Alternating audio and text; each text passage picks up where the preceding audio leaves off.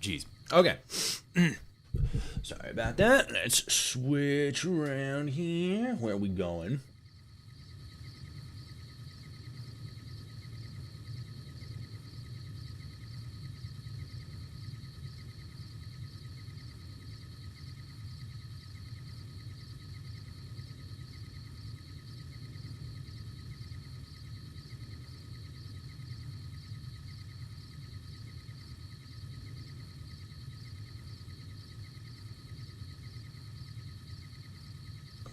I also didn't turn the microphone on.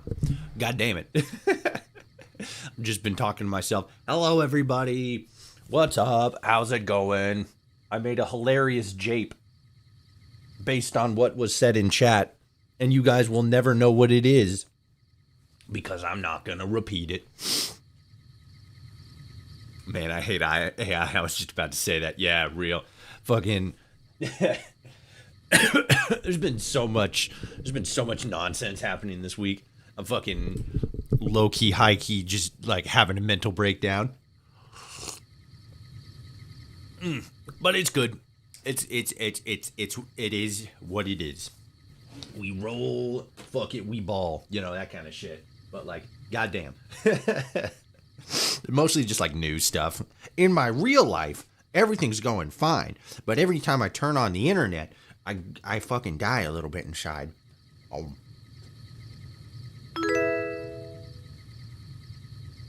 Bandit Recreation. Or Recreation. Thank you for subscribing. Huge epic gamer moment. Dubs in chat.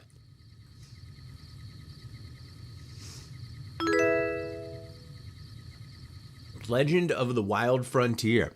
Epic name. Thank you for subscribing. Or following. I can't remember. I think that was subscribe. I think that was... Yeah, it says subscribing. I see it on there. YouTube subscriber. Let's go. Finn McHugh. Thank you for subscribing. Absolutely epic.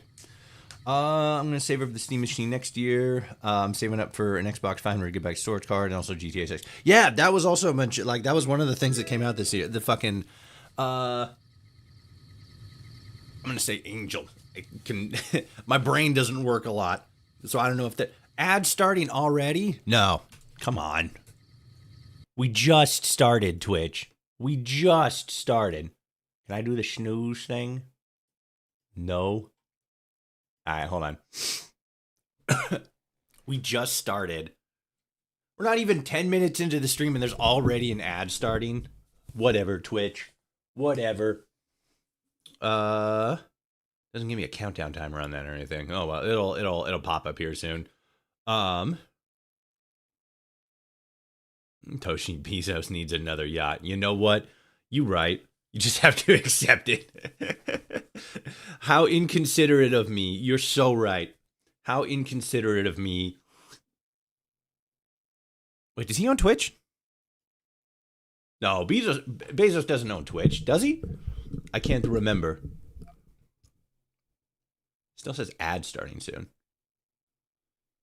Wow, it actually doesn't give me the option to fucking hit the snooze or say no ad. Weird.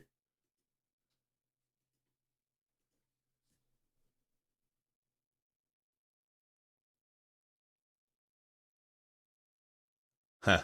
Interesting. Oh well. Amazon owns Twitch. Oh, okay. I probably knew that, but wasn't paying good enough attention. He does, or Amazon does. Yeah. Okay, all right. Fair enough. He caught me. You know what? That's how he earns his That's how he earns his yacht. You know what? He earned the yacht. He caught me slipping. He well played, Jeff Bezos. Well played for hitting me with the stupid beam. And I became stupid and forgot that Amazon owns Twitch. Well played. All right. Let me get the game open there. We're still waiting a little bit. You could kind of see up there. We got about 20 seconds left until the ad's over.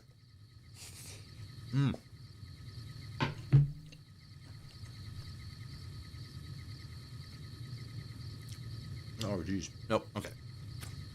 All right. So, I don't know if you guys have been following. Okay, now it's giving me the option to snooze. Oh, it's a 20-minute thing. Okay, I see. I know what happened. I know exactly what happened. I know everything. But I'm not going to explain it.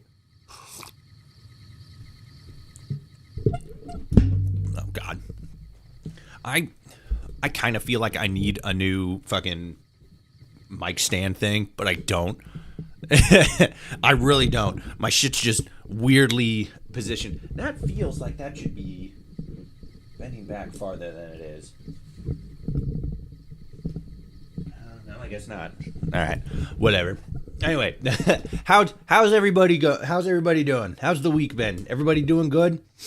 Everybody chill? Everybody cool and epic and awesome and dope and hot, sick, nasty? But like, you know, in a cool way, not in like a Diddy kind of way. No Diddy. Okay, let's see. Oops, shit. I hit buttons over here. Hold on. There we go. All right.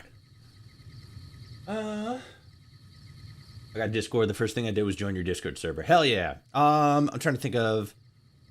I'm glad it's Friday. Yeah, me too. Like I work on Saturdays, but like I still.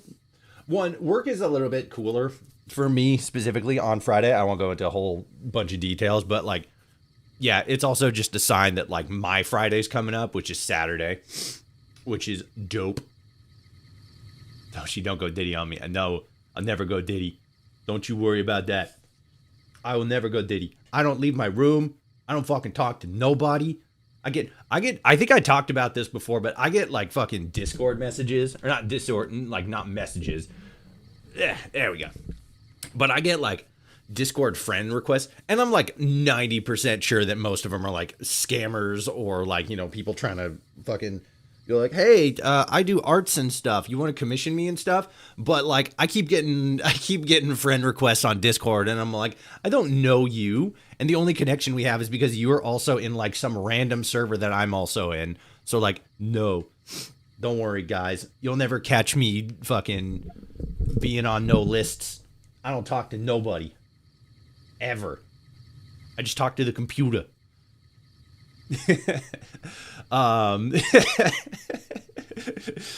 Real people? No. Computer? No. It'd be real people? No. AI? No. Computer? Hell yeah. When is the Toshi party? Oh no. You're in Sterno. Yeah, real.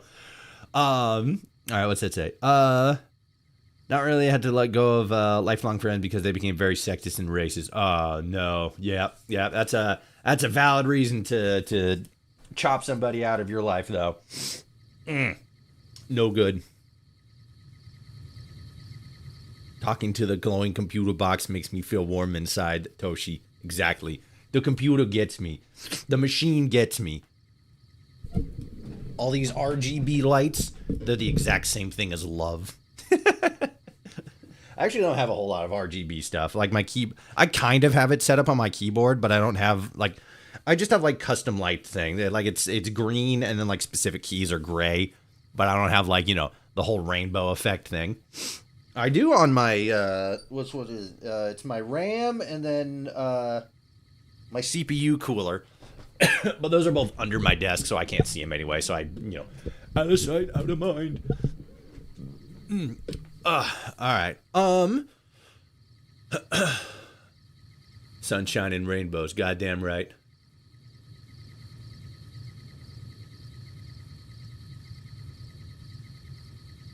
Talking to my computer makes me goon to grass in the outdoors. Hell yeah.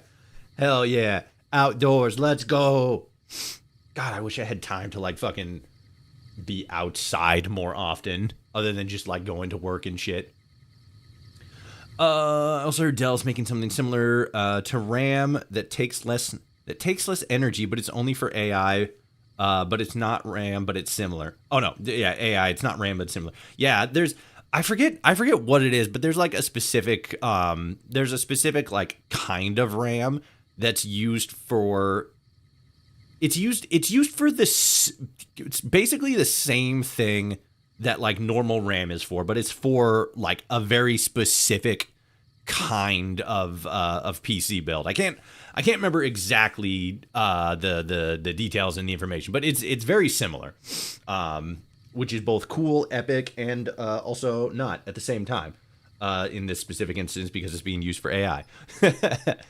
I gotta tinker with. That's interesting. Oh, okay, there it is. All right, fair enough. Let me tinker with this slightly. I want you to be right about here. Yeah. That's cool. Cool. Sooner or later, I'm going to have a little bit of cash to throw around, and I'm going to get, like, an actual V2 model set up. Because, like, while this setup that I have now works and is pretty cool, there's just, like, some limitations about it, which are kind of annoying. I can't say my sister hollers will flee from them upon seeing them. I mean, yeah, babies are scary. Cats are soft, but can also be scary. So how is everybody feeling about Fallout Prime? How is everybody feeling about episode 8? I mean, I know, you know, some people, I've had a couple people in chat be like, oh, you know, I don't have Amazon and stuff like that. So I can't watch Fallout Prime, which is fair. That's valid. Pirate shit. Steal that shit. Fuck yeah. Disclaimer, don't actually steal shit. But like, yeah. What's everybody feeling? What's the general tone? What's the vibe? What's the vibe check? It was all right, Zam. You're either gonna like. There's no mids here. There's no middling. It either has to be the greatest thing ever or absolute trash. That's the world that we live in. But yeah, I liked it. I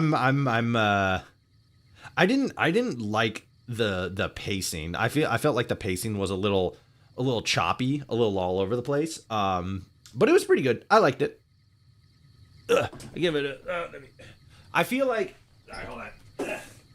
I feel like it progressed the story enough and had enough like fucking cool moments to sort of like balance out the negative moments of, in my opinion, just kind of not great pacing. It was kind of, it had so many storylines going. It had to kind of like jump between a whole bunch of them just to kind of like either wrap them up or advance them, get them ready for season 4. So it like, you know, it like I'd probably give it. I saw a thing. It was like a ratings thing, like a Nelson rating or just like a general review, something like that. I can't remember, but it was basically like I think it gave episode 8 like an 8.6 or something like that. I'd probably give it like a little bit lower, like maybe a 7.5. But it was pretty good. I liked it. I caught myself at least twice. Like a thing happened in the episode. And I'm like, oh, holy shit! It was pretty good. But yeah, not the best episode. I think, in my personal opinion, as an educated smartman. But it was pretty solid. I liked it. I'm excited for season 3. I'm excited to see where we go. Let me tell us something. It's not Dell, it's Intel, and it's something called ZAM. Yeah, ZAM, and I'm feeling average. That's fair. I wanted more, to be honest, but it was cool. Yeah, that's what I was kind of talking about with the pacing. There's just like a lot of storylines that they had to like real quickly either wrap up or address. And yeah, it felt a little rushed. I feel like mostly that's just like it's the quote unquote the fault is just because like they only got 8 episodes, which I mean like 8 episodes is still a pretty good amount for a season. But if they were given like 9 or 10, I feel like they'd easily parse out the pacing issues. But again, because there's like so much that like had to be either included or like caught up story-wise with relation to, just the stories themselves, but then also the location that we were in, New Vegas, kind of a big deal. Yeah, it kind of, I saw at least one person who was like, season 2 felt like it was mostly not filler, which I think it might have been phrased that way because it was mostly like laying the groundwork for season 3, because it kind of feels like a lot of the big stuff is going to happen in season 3. Which was also kind of funny because I saw somebody else say, "Oh no, yeah, that makes a whole lot of sense. All those writers and producers and set crafters and like all these other people. Oh yeah, they're just getting they're spending millions of dollars just to create season 2 to be the primer season, so that episode 3 could be like, oh, this is like where we're really gonna start cooking. This is just the filler season. Everything else is gonna everything from here is just gonna be explosive. Which I kind of get where the other person was coming from, but at the same time, it's New Vegas is a big deal for the franchise in general, so it's only so much that can be done. There's a lot to talk about, so kind of, it is what it is. But yeah, I'm stoked for season 3. Let's see, especially since, and this is, I don't think this is spoilers, but I'm gonna say it in the least spoilery way I can. We're not totally leaving Vegas for season 3. I think season 3 is at least going to at the very least, half of the series, half of the season, is going to be taking place in Vegas. Whether that means, if we get 8 episodes, 4 episodes are going to be taking place in Vegas and the other 4 are going to be taking place someplace else. Or if the entire season, season 3 is split between New Vegas and where the ghoul is going. We'll see. But yeah, I'm stoked. The stuff that's coming down the pipeline feels like it's going to be pretty dope. IMO. I don't know how to feel about the wasteland being okay, so what did I miss something? Look at this movie nerd talk, bro. I can't understand half of what he's saying. Yeah, that's fair. I'm using big brain movie man terminology. I apologize for my genius. But no, I like it. It was good. I don't know how to feel about the wasteland being an experiment. So I think more so the perspective is yeah, I mean, I don't know. It feels more like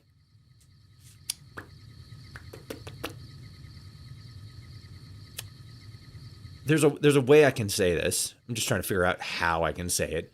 It's like, the wasteland was a planned destruction, because I mean, especially since they're sort of feeding into this idea that the Enclave was responsible, which I don't think they're going to confirm they were the ones that kicked everything off, but very much feels like they're indicating that they had a big part in the kickoff. This would basically be insinuating that kicking everything off was part of a larger plan to expand American exceptionalism, to further ingrain certain ideas or beliefs into people's minds, so that when they get up to the surface and everything, they'd be easier to coerce, control, manipulate. I mean, for anybody who watched the episode, we definitely saw how the vault dwellers reacted just to Stephanie's reveal and all that stuff.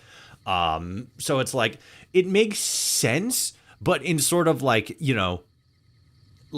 an added layer sort of way. I very much still feel that the vault experiments are, experiments in and of themselves, but they're experiments within the experiment of the end of the world and the wasteland and stuff like that.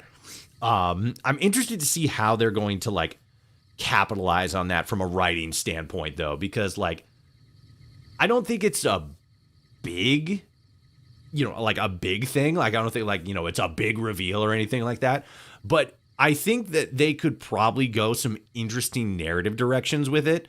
And I think more so than anything, I'm just interested to see how they're going to actually capitalize on that, and where they're going to go with it, because I think it's very interesting. I'm gonna get set 1 and 2 of the show on Blu-ray. Ooh, that's a good idea. I should actually probably look for that too. See if there's a season 1 Blu-ray set, because I got movies. Oh man, I wonder if there's a steel box. No, I don't think there'd be a steel box. I don't know. I gotta figure it out. Good point though. I gotta look into that. Hank got what he deserved though. He was about to take away his own daughter's free will. Yeah, that was kind of really fucked up. He's like talking to everything. I'm like, oh fuck, that's what he wants to do. And it's like, I'm really interested to learn more about not what Hank's plan was, but like, what his ambitions were. I feel like if we are going to see any more of that at this point, it's going to be through like pre-war flashbacks and stuff like that. Which I don't hate. I like seeing a lot of the pre-war stuff. But like for me, from a narrative point of view, jumping, around in time can get a little disorientating sometimes. I don't feel like Fallout Prime has like done that. I don't feel as if they've hit that like, all this like jumping around between, pre-war and post-war is disorientating. Especially with some instances how they sort of like weave things in and out of the plot. But I do think that again, with Hank, I think that any more information we're gonna see mostly through backstory stuff. If we see anything at all. I mean, at this point, he's just kind of like, he's effectively gone. So it's going to be interesting to see what his character does. I mean, maybe it'd be, Lucy's going to try to like rebuild and resalvage some sort of relationship with her dad. And then it's going to be, a question like, like how much of him is still there? And like, is it anything worth saving? That kind of thing. Which I think that'd be pretty interesting and pretty dope, because it feels like her journey with Hank is over, but at the same time, it doesn't feel like it's over, so I'm interested to see how they move forward with that. And also my boy Noam has a possible love interest. He absolutely has a love interest. Like him and Claudia. Oh, they're going to be holding hands, something crazy. I sort of mentioned this in the short I put out today. But I think that the residents of Vault 32, 32 and 33, I think that they're also going to like abandon the vault or like escape the vault, because I feel like Stephanie's about to do some like fucked up shit. Or the Enclave's gonna come in and try to, help her. But I think that their stories are gonna intertwine. I think that they're all gonna like escape the vaults. Chet and whoever else he can get with him are going to find Norm again, or Norm's going to like return to the vault with Claudia, and then provide some sort of heroic assistance in dealing with whatever's eventually going to go on over there, because something's about to fucking pop off.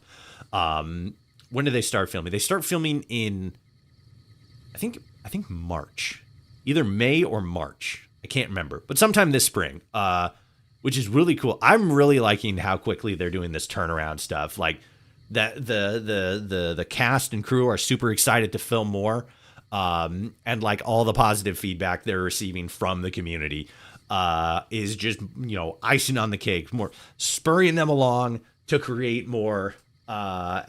Not as quickly as possible, but with expediency. Like they see people want more, and so like they're excited to get out there and create more. I think that's really dope. I just wonder where the Vault Tech office is. The Vault Tech office in like where Norm was. You talking about that one? That one was in California somewhere. Because they're near. Are they near Burbank? I can't remember where the vaults, like where 31, 32, and 33 are located. No, the one Hank was in. Oh, the one Hank. It's underneath. Like you're talking Vault Tech Tower vault, like the Vault Tech Tower thing. That's it. It's under Vegas, but I think specifically it's under the Lucky 38 Casino. I think that like I don't think it was ever outright said, but like that's effectively where it is, which is pretty close. There were a couple people who were theorizing that it was in Vault 21, like the Vault 21 hotel, because it got retroactively changed from a post-war vault to a pre-war vault. Giant retcon. Bethesda hates the series. But yeah, I a lot of people were theorizing that. And they were also theorizing like Hank's the one who brought the Death Claws to Vegas. Which I think somebody kind of confirmed that was true, but I could be wrong on that. But I mean, whatever. Side plot. I'm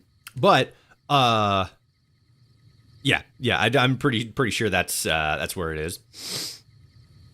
If we get a new Vegas remaster, I want some of the stuff in the show, like the game, like the Tower Vault shit, just to explore, and the Commie Vault. The Commie Vault would actually be kind of cool. I don't feel as if, we are still getting a new Vegas remaster. I have heard by proxy by other people that they have heard people say that it's probably going to be coming out next year, which makes sense. I've kind of been talking about this for a while. I said that we probably aren't going to, probably shouldn't expect anything coming from what is it? Like in terms of a remaster, I wouldn't like. I said this when they dropped Oblivion, the Oblivion remaster, or at the very least shortly after. I can't remember when exactly, because I was like fucking 8 months ago. But my theory is that we probably wouldn't be seeing anything. It was either after the Shadow drop or after the end of season 2 of Fallout Prime, that we probably wouldn't be seeing a remaster for anywhere between like 18 months to like 2.5 years, ballpark. It probably like closer to like 18, that 16 to 20 month range.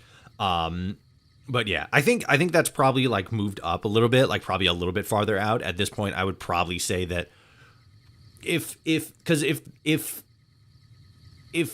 Amazon Prime is starting to film season 3 this spring, then we're probably going to get another. We're probably going to like this season, get it closer to like Christmas, maybe worst case scenario, April, like we got with the first season. And then the game, I feel like there's a higher likelihood that after season 3, then we'll be getting a remaster. But at the same time, I feel as if it's probably more likely that it's going to be either like a summer release or probably, a little bit closer to Christmas. That's just me spitballing. I mean, I don't fucking know. I don't have any inside sources. I mean, I kind of do, but I don't fucking talk to them. And even if I did, they couldn't tell me anything. They don't want to get fired. They don't want Todd Howard to fucking pop out of nowhere and chokehold him. Okay. If Bethesda really hated Fallout, they would drop it or give it away. No, yeah, exactly. I saw an article a while ago that was talking about who was it? Prilladog from Fallout London. He said something along the lines of like, that like Bethesda should like, give the IP to somebody else. It wasn't in sort of like, oh, like they're doing so bad with the franchise. They need to get rid of it because they're killing it. It would. I mean, there's a little bit that, but it was mostly like, like they clearly have a lot that they're doing, a lot on their plate, and maybe they should sort of like offload or like sideload or even just like, borrow the franchise out to like, other developers like Obsidian, maybe like smaller ones, so that like they can make some games, something like that. But at the same time, it is very much that like if they didn't care about the IP, like they'd get rid of it. The fact that it's so drastically financially and popularity, like in terms of like how its popularity benefits the company, it's massive. Like their whole thing is they basically use everything that they make to support Elder Scrolls because that's their franchise, but at the same time, again, because of how popular and how sort of socially relevant, or like culturally relevant rather for gaming in general, because of how big Fallout as an IP is, there's definitely some people who are like, oh my god, they're milking it, blah blah blah blah blah. Which I guess to an extent is kind of true because they're making games for it and selling merch and stuff like that. But like it's a big deal for their studio, and is a big deal as just like a game franchise. So they really have all the incentive possible to make the games as good as they can make them. Is it, not the best sometimes? Yeah. Fucking there's no such thing as a perfect game. That's not true. Hello Kitty Island Adventure exists. Fuck. I just lied to chat. I lied to you guys. I'm sorry. But yeah, like if they didn't, like or care about the franchise, like yeah, they definitely drop it. That gives them time to add the Call Me Vault and possibly Area 51 and some other cool shit too. Again, it would be, but I don't feel like they're going to add anything more. I feel like it would be more effort than it actually is worth. Maybe. I don't know. Maybe it'd be cool. Me personally, I don't see it as a possibility. But I mean, hey, what do I know? I'm not in game development. Oh no, ads starting soon. God, I've just been sitting here yapping for 30 minutes. You want some video game with that fucking yappuccino you got? There we go. Let me switch over to here. I don't think the 100 gigabyte update is really is real. Looking back, it's just some guy on the Bethesda Discord server and one post. I could be wrong, but I think I remember them saying they got hacked around that time. I mean, it could be a thing. I thought I heard some from like some official account that they're working on that. But like, yeah, it is what it is. Hopefully it's real, but like, I try not to like put too much stock in speculation and stuff like that. I think it's fun to theorize and to speculate, like, oh, like this could happen, like, oh, like this time or like that time, or like this could be where it's going. But like, anything beyond that is like, well, I guess we'll see. I guess we'll see what happens. I try not to put a whole lot of weight behind stuff like that because like, if it doesn't work out, then it just ends up bumming you out because like you got your hopes and expectations up for nothing, and that sucks. But sometimes things just don't work out. What does pacing mean with a TV show given head episodes? All right, so I feel like the easiest example would be episode 8. Pacing sort of has multiple different what would it be? There's multiple different kinds of things that can, ruin pacing. Usually it's that it's kind of like a feeling, where it feels like the story is sort of moving a lot faster than it should be. Me personally, if we're looking at episode 8 specifically, if we looked at episode 8, there was a lot of jumping around between storylines. It felt as if each individual story was only on screen for like a minute or two before it jumped to another story. We started with what did we start with? We started with the Ghoul in House. They're talking. Then we jumped over to, who do we jump over to? Did we jump over to Maximus? Yeah, we jumped over to Maximus. Then we jumped over to Lucy. Then we jumped over to Norm. Then we jumped over to Vault 31. 32. Then we jump back to the Ghoul, then Lucy, then Maximus, then Lucy, then, and it like just jumps around a whole lot. But again, the issue with that is because it just had so many storylines it needed to address. Bad pacing isn't always a huge problem, but it's definitely noticeable. It can definitely, drag a story down a little bit. In terms of like earlier stuff, you look at episode 1, right, of season 2. It starts off with Lucy and the Ghoul, and they're in, they're at Novak. They do all that stuff, and then they leave Novak, and then they go to Vault 24, and then they're in Vault 24 for a little bit, and then we go. What happens after that? I think they go somewhere else. I can't remember. It's been a while. But like it's one of those things where the basic tone of pacing problems is when the scene never really lingers too long on a specific like location or scene, and then like quickly moves the story along to somewhere else. Pacing in episode 1 was that quick, moving from one thing to another thing. But it's within like a singular or like two different storylines. Whereas with episode 8, it was jumping from one storyline to the other storyline. It's not something that everybody has a big problem with, and it's not something that's intrinsically indicative of bad storytelling, but it does kind of get a little bit jarring for some people. Novak, woo! Yeah, hell yeah. But yeah, it's one of those things that sort of like drags the story down a little bit.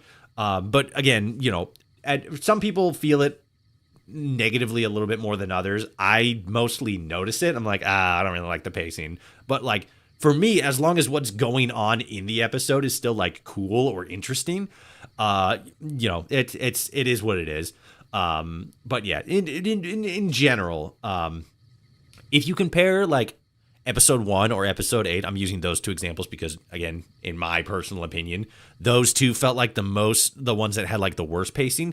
If you compare those to like episode 5, the pacing, you'll notice that the story, how long they sort of linger in a scene or in a location, is very different. I think, if I'm remembering correctly, the amount of time that we spent in just like, I can't remember specific. It was trying to draw a parallel between two different storylines, because I think in episode 5 there was one point where we were outside of a store with Lucy, and then we see her sneaking into the store, and then we see her confronting somebody, and then we see her figuring out that somebody was actually not the store owner, and then dealing with that and everything, and that was her storyline. And it lasted probably like, maybe like 2 to 5 minutes, something like that.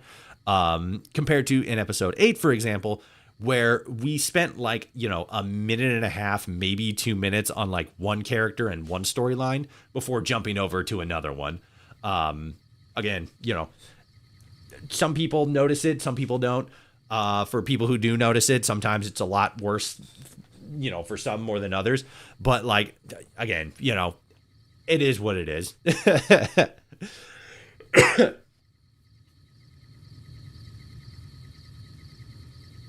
And also, Toshi, when you get the dry wells reveal, and also multiple times in the past they said it's not possible. So updating the file size or the like mod size and stuff like that. if I remember correctly, PlayStation was a big part of that. Like the reason they didn't.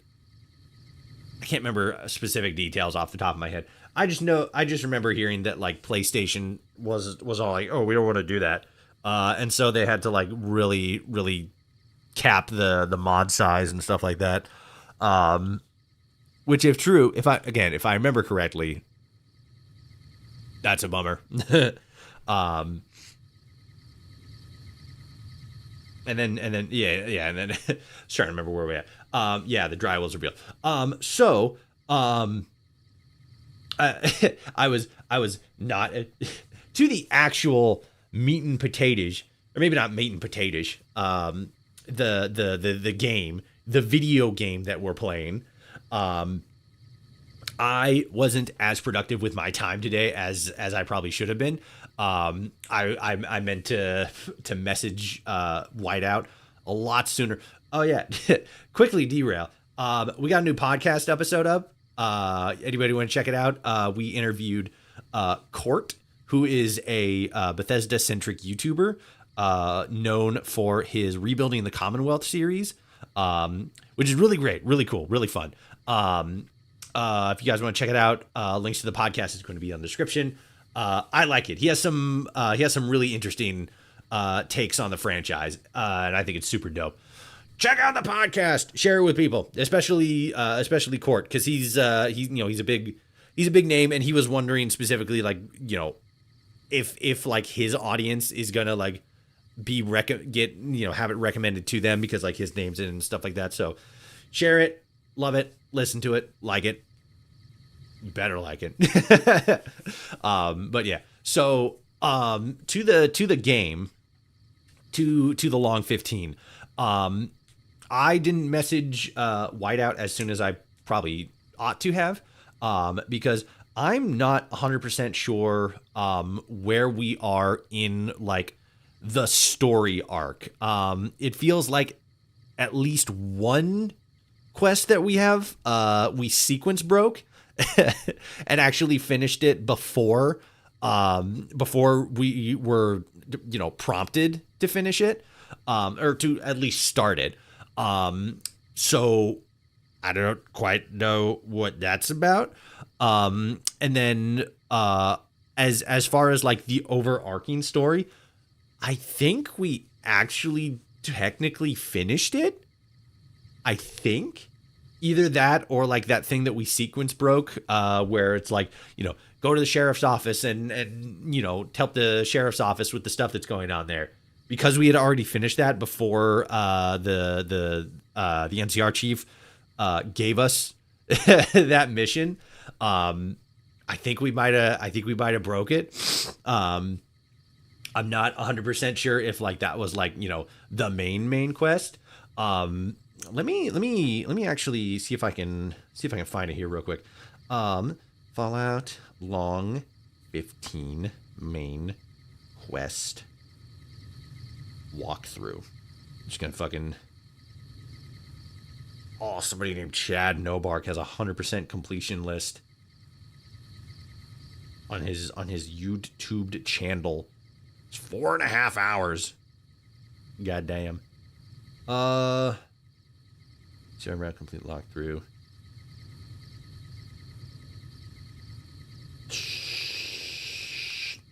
No, it doesn't look like it. At least not without watching a full video. Point is, I think we've already technically we have either already completed the main quest line without me even noticing, because I'm kind of dumb and kind of unobservant, or we can't complete the main quest line because we sequence broke the game. Let me pull this up here real quick. Yeah, this quest, running. I think running bear is. Yeah, I think this is, like, quote unquote, the main quest.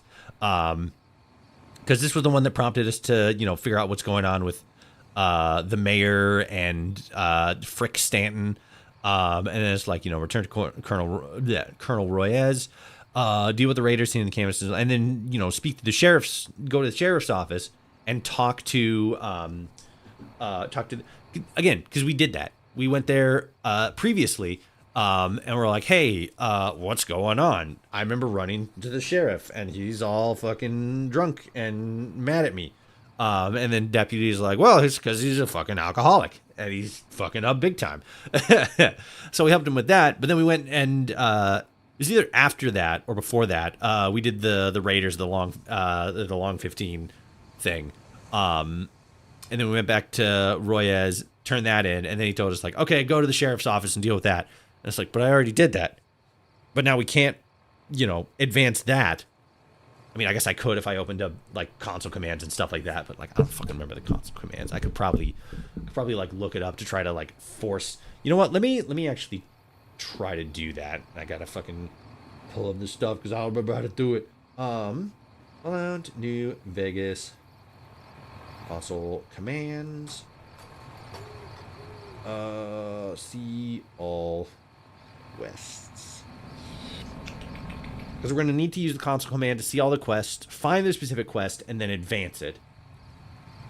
Complete all quest stage. That's not what I want. I don't want cukes. This is just the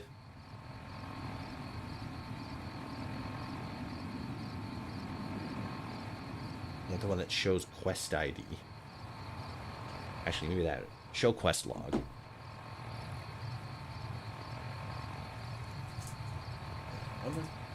Yeah, okay, so... No, this just gives detail. November 12th, 2281. Let's see. Console commands... Find in page. Quest. Up. Oh my god, there's a lot there. Recent quest, move quest, show quest log. Flipper flipped. What the hell? See all quests. All stages. Okay, SQT.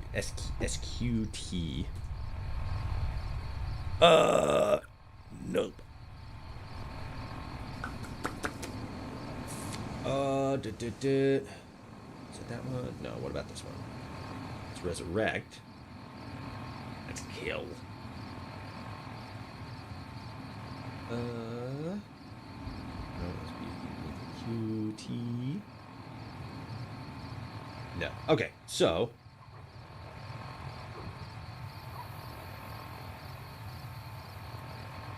that. All right.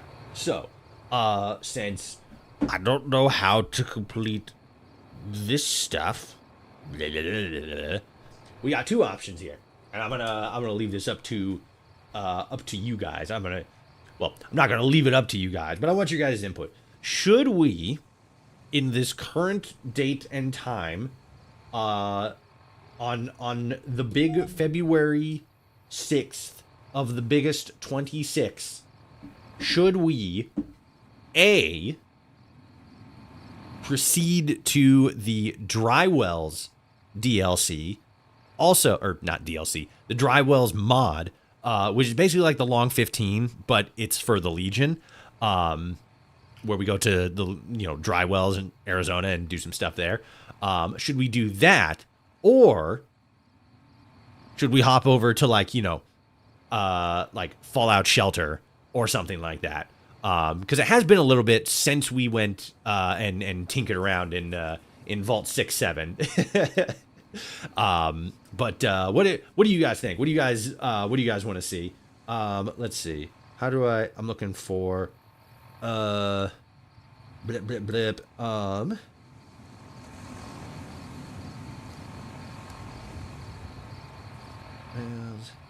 DLC. I'm gonna look up, regardless of what you guys say, I'm gonna look up the mod and figure out how to start it.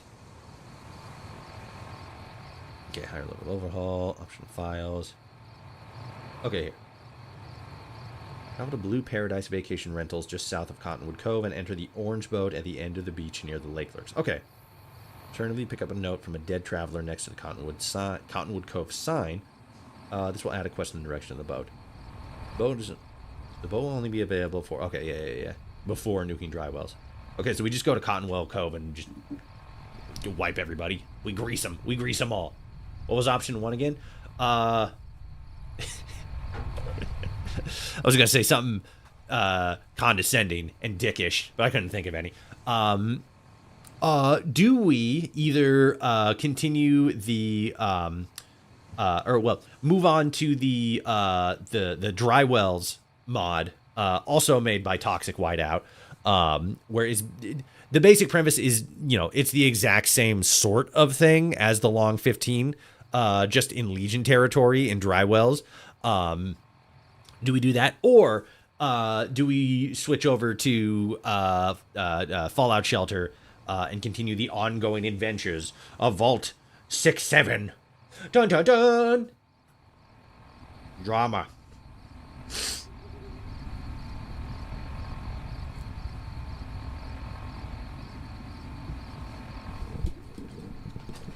Move on to the dry wells mod. All right, so we got at least 2 people who want us to move on to dry wells. What say anybody else?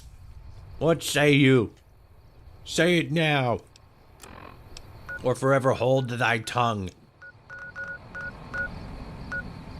Oh yeah, I forgot about that crater thing. Let me hop over here real quick. Run over to the crater and just be like, ooh, big hole. Oh my. Get him! Drag him! Oh god, it was a whole ass Deathclaw. Well, he dead now. Alright, let's run over here real quick. Let me switch to the right page. Blah, blah, blah. Blah, blah. Sick. Alright. Oh my god, my hands are going crazy. I'm like... Mojave International... Wait, Mojave National... What? Mojave National Preserve. Okay. Whoops.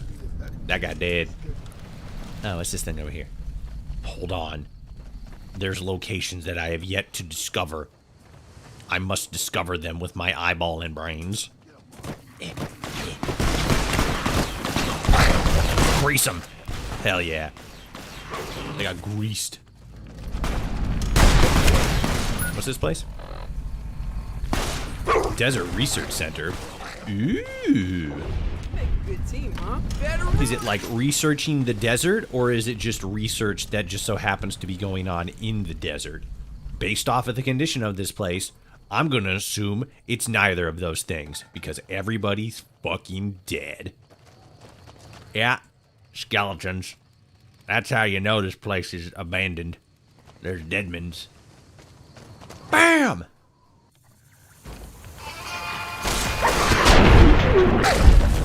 Hell yeah. Grease them. Wipe them out. Ooh, I'm gonna take this. Ooh.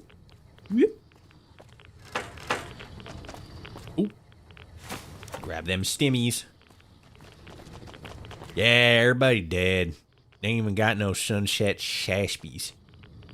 Speaking of, I don't think... Oh my god, they do have sunset saspies! Hold on, wait a minute. Oh, it's a radiated sunset saspies.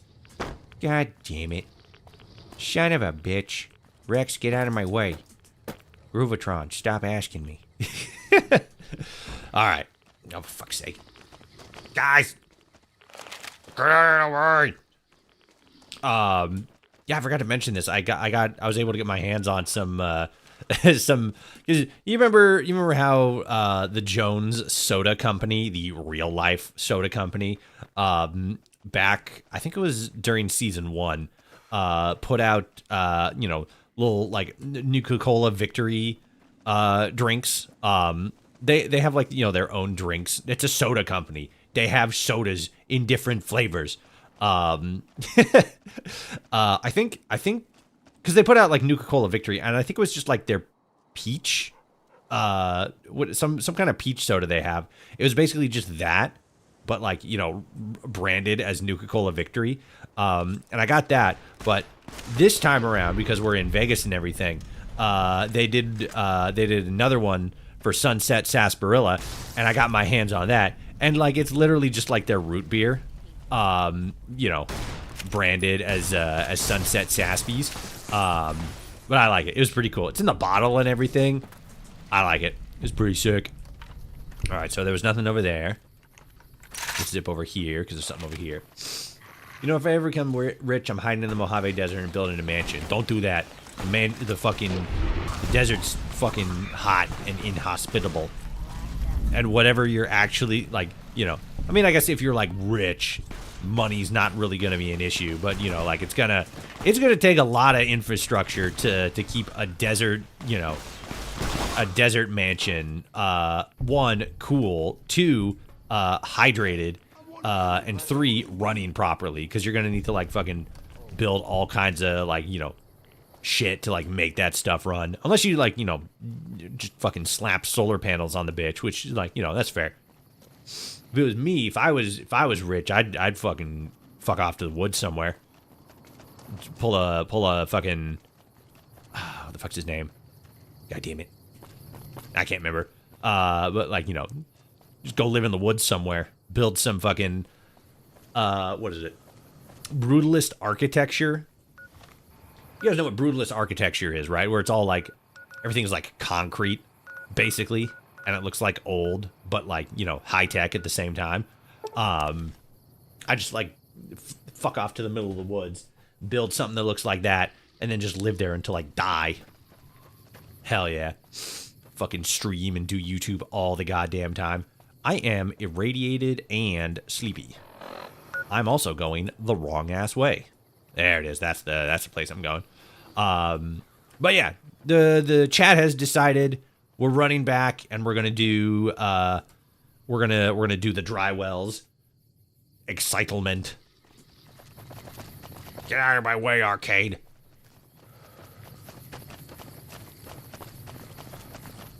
Yeah, it's probably good. Is there a doctor here? I don't think there is. We didn't get to see the two dudes holding Wang. We didn't get to see that in the fucking Fallout New Vegas TV show. What the hell, Bethesda? You fucked us. You fucked us once again, Todd. Oh, I broke fucking half of my body with that trick. Goddamn. Whoopsies. Whoopsies.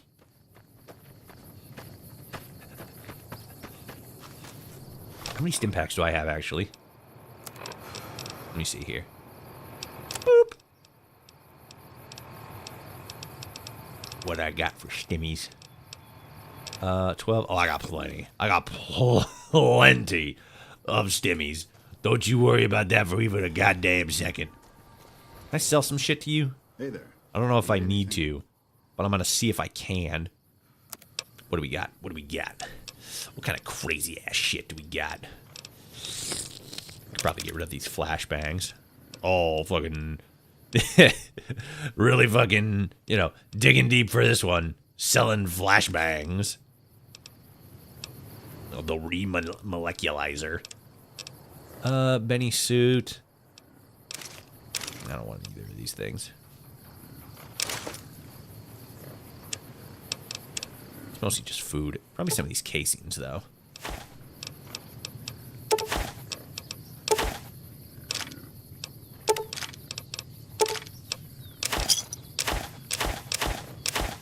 Whoops. Sick. Alright. Accept. Dope. Alright, so we gotta go to Cottonwood Cove. Okay. So that's Wolfhorn Ranch. There's Cottonwood. Vilified. I'm vilified with the Legion. Oh no. Whatever shall I do? Clark Field. Where's Clark? Oh yeah, that's this place. We'll go from the ranch and then we'll just head east. I'm excited. I'm interested to see how this is how they handle this specifically. I need to sleep. Sure. Is there a bed in here? Yeah. Let's go. Just an hour? Cool. Oh god. Oh fucking jeez. Another unnamed henchman. Yeah, apparently. Bro just fucking pulled like a fucking whole ass kitchen knife. Mole rat's fucking insane. Good God. Vilified with the Legion? Good. Yeah. Damn straight. That's what I'm saying. That's what I'm out here saying. Like, it's been a while since we actually did it, but you guys saw me how fucking quick I slimed Volpace and Caesar. That was some on-site shit. Volpace was just like, if you believe so, then do something about it. And it will be the last thing you ever do. And I'm like, let's go. Bang, bang, bang, bang, bang. Of course, I had the fucking, what is it? I still had ammo for the fucking, which one was it? The fucking, like, grenade launcher thing.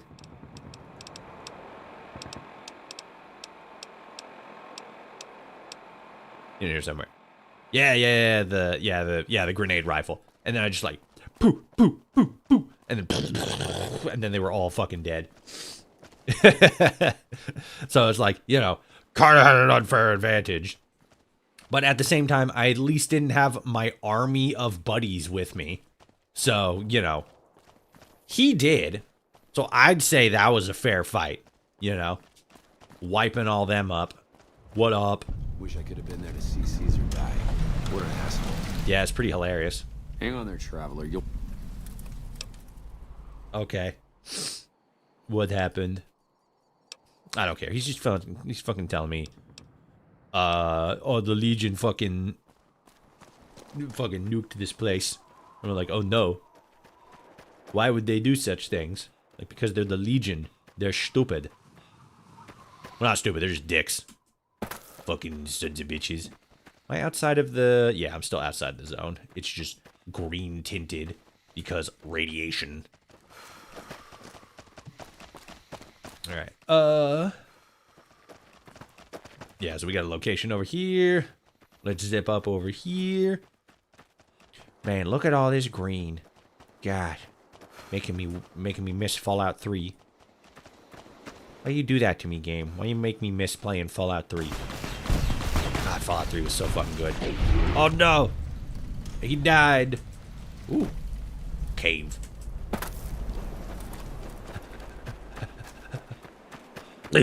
Oh god. Cody Mines. Alright, so where's Cottonwood? I think we can see it over this cliff. What the hell? Invisible walls? Are you kidding me? Bethesda, how could you do this to my video game? Is this really an invisible wall? What? How? There's fucking land on the other side here. There's a whole ass fucking mountain here. You fucking can't even fucking tell me any of that. How dare you? How actually dare you? Alright, I think we can get over this. God, fucking Todd Howard would never. Oh no, we gotta go down that way anyway. So we were going fucking not the wrong ass direction, but we were off kilter a little bit. Do. Oh wait, no. Shit. That's right, I forgot. We killed Caesar, so we would have had to already have gone down to whoopsies. The water's gone. Guys, the water's gone. Oh, fuck. The whole ass Colorado River just... Oh, no, there it is. It's back. Never mind. We're all good. Okay. Completely forgot that we've already greased everybody at Cottonwood Cove. So let's just la la la la la. Let's just walk in like we own this bitch. Because we do. Because everybody's dead. I don't know exactly where this note, because the page said something about like, oh, you know, you can get a note in Cottonwood Cove, and that'll point you towards like the boat that's like, I guess, farther down that way. The fuck are you got?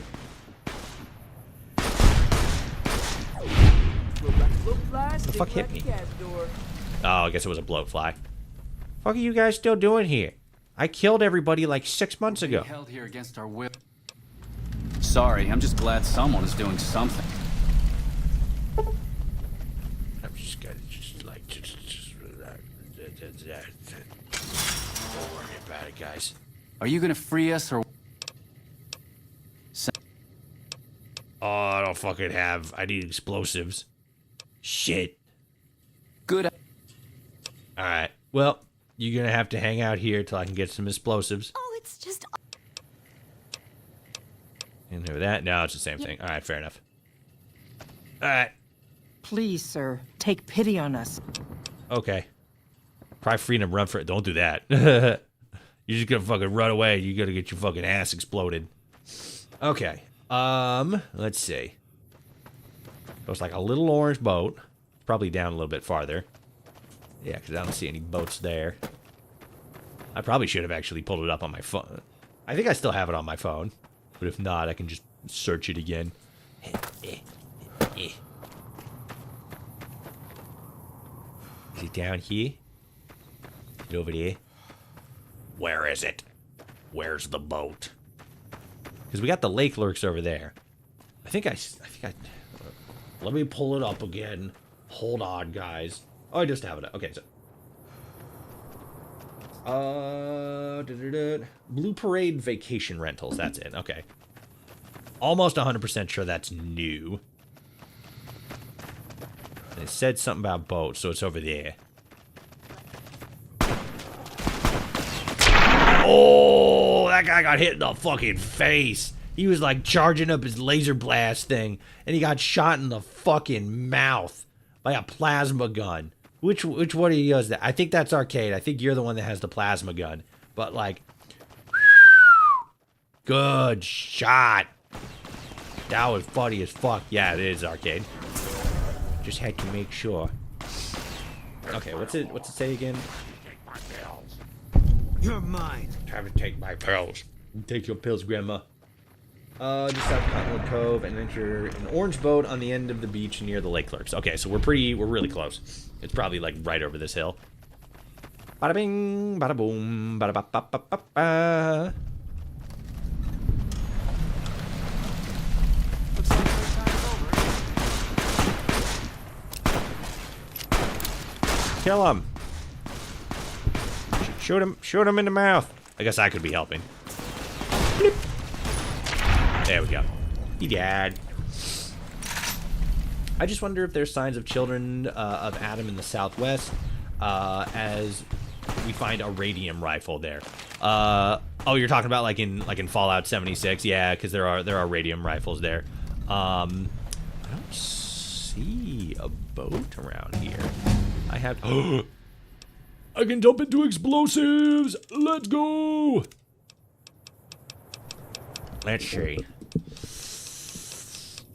I don't fucking know. I don't fucking care. What do we got down here? Mile in their shoes.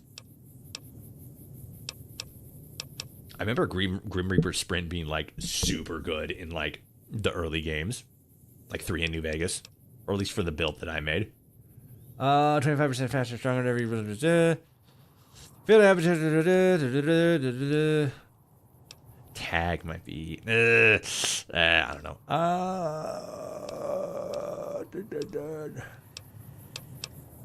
Light stepper. Yeah, I'll go for this. Fuck it. It doesn't matter.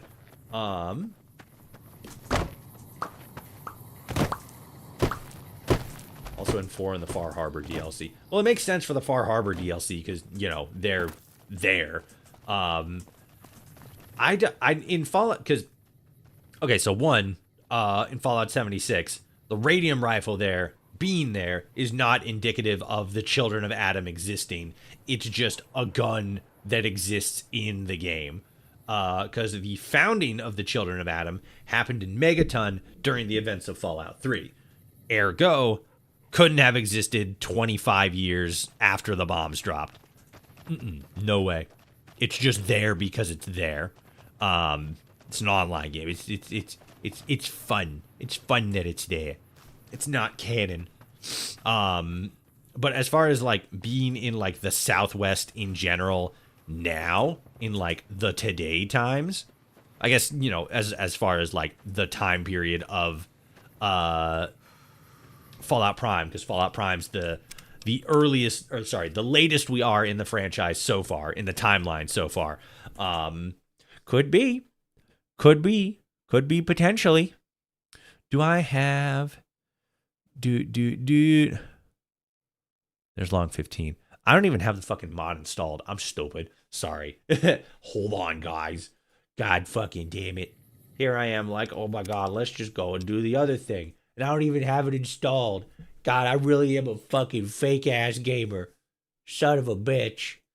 Fallout, Dry Wells, Legion, expansion. There we go. Is Boone gay or bi? Well, he's definitely not gay. Because he had a wife. And is pretty fucking bent out of shape about it.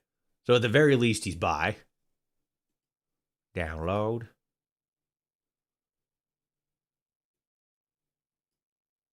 Pretty sure, like, in general, he's straight, though. I think. I don't know. I've seen a couple of these, a couple of people who are like, oh, like, is he? And I'm like, I don't know. Where did this come from? What is this based off of? What sort of stipulations do you bring before me in your questioning? None. All right. Let's delete those. Get rid of you. And then let me run loop. Bloop. Oh, I suppose I should actually fucking turn it on so that it's active. Come on.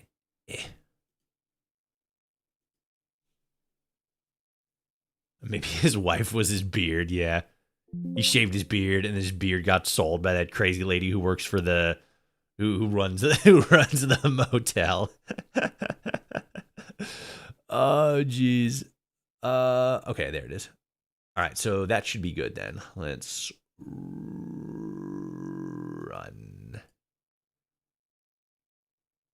What do I have a loader? Anyway, that should work. It'd be funny. Fucking what's his name? Manny. That's his name. Manny. His sniper buddy. His number two in the sniping business. If I remember correctly, canonically, he is gay though. So I guess there's a little bit of a bromance there, at the very least. Also for like in general, anybody who's wondering like, where are you fucking getting all these fucking weird ass anime pictures for your fucking Fallout New Vegas intro thing, Toshi, you fucking weeb. It's like, don't blame me, bro. It's Fallout New California. Funnily enough, right there. Which I don't remember if we played on stream. I feel like we have. It's pretty good. I like it. Go check it out. We had the lead developer on the podcast a while ago, so check that shit out. It's dope. Okay, let's see. Don't even have the fucking mod installed. God, I'm such a dingus. God, I didn't know Fallout was woke, right? Oh my God, there's more guys over there. They respawn because they're part of the mod. Aw, shit. Grease them, boys. Slime them up. Hit. Oh fuck. Oh yeah, fucking I forgot about that. One of the companions that you have in New California does have pink hair. I forgot about that. Hit. Hit. And I think she's got the tism. I think that canonically is a thing. Oh, hell yeah. It's the little boat with the dead man. Map to Dry Wells. Hell yeah. I'll take the purified water. David! Guided by ghosts. Ooh. How spooky scary. Bloop. Oh, yeah, that one. I suppose we'll fucking jump back and do that real quick, since we have enough explosives to do it. God, I'm such a weenie.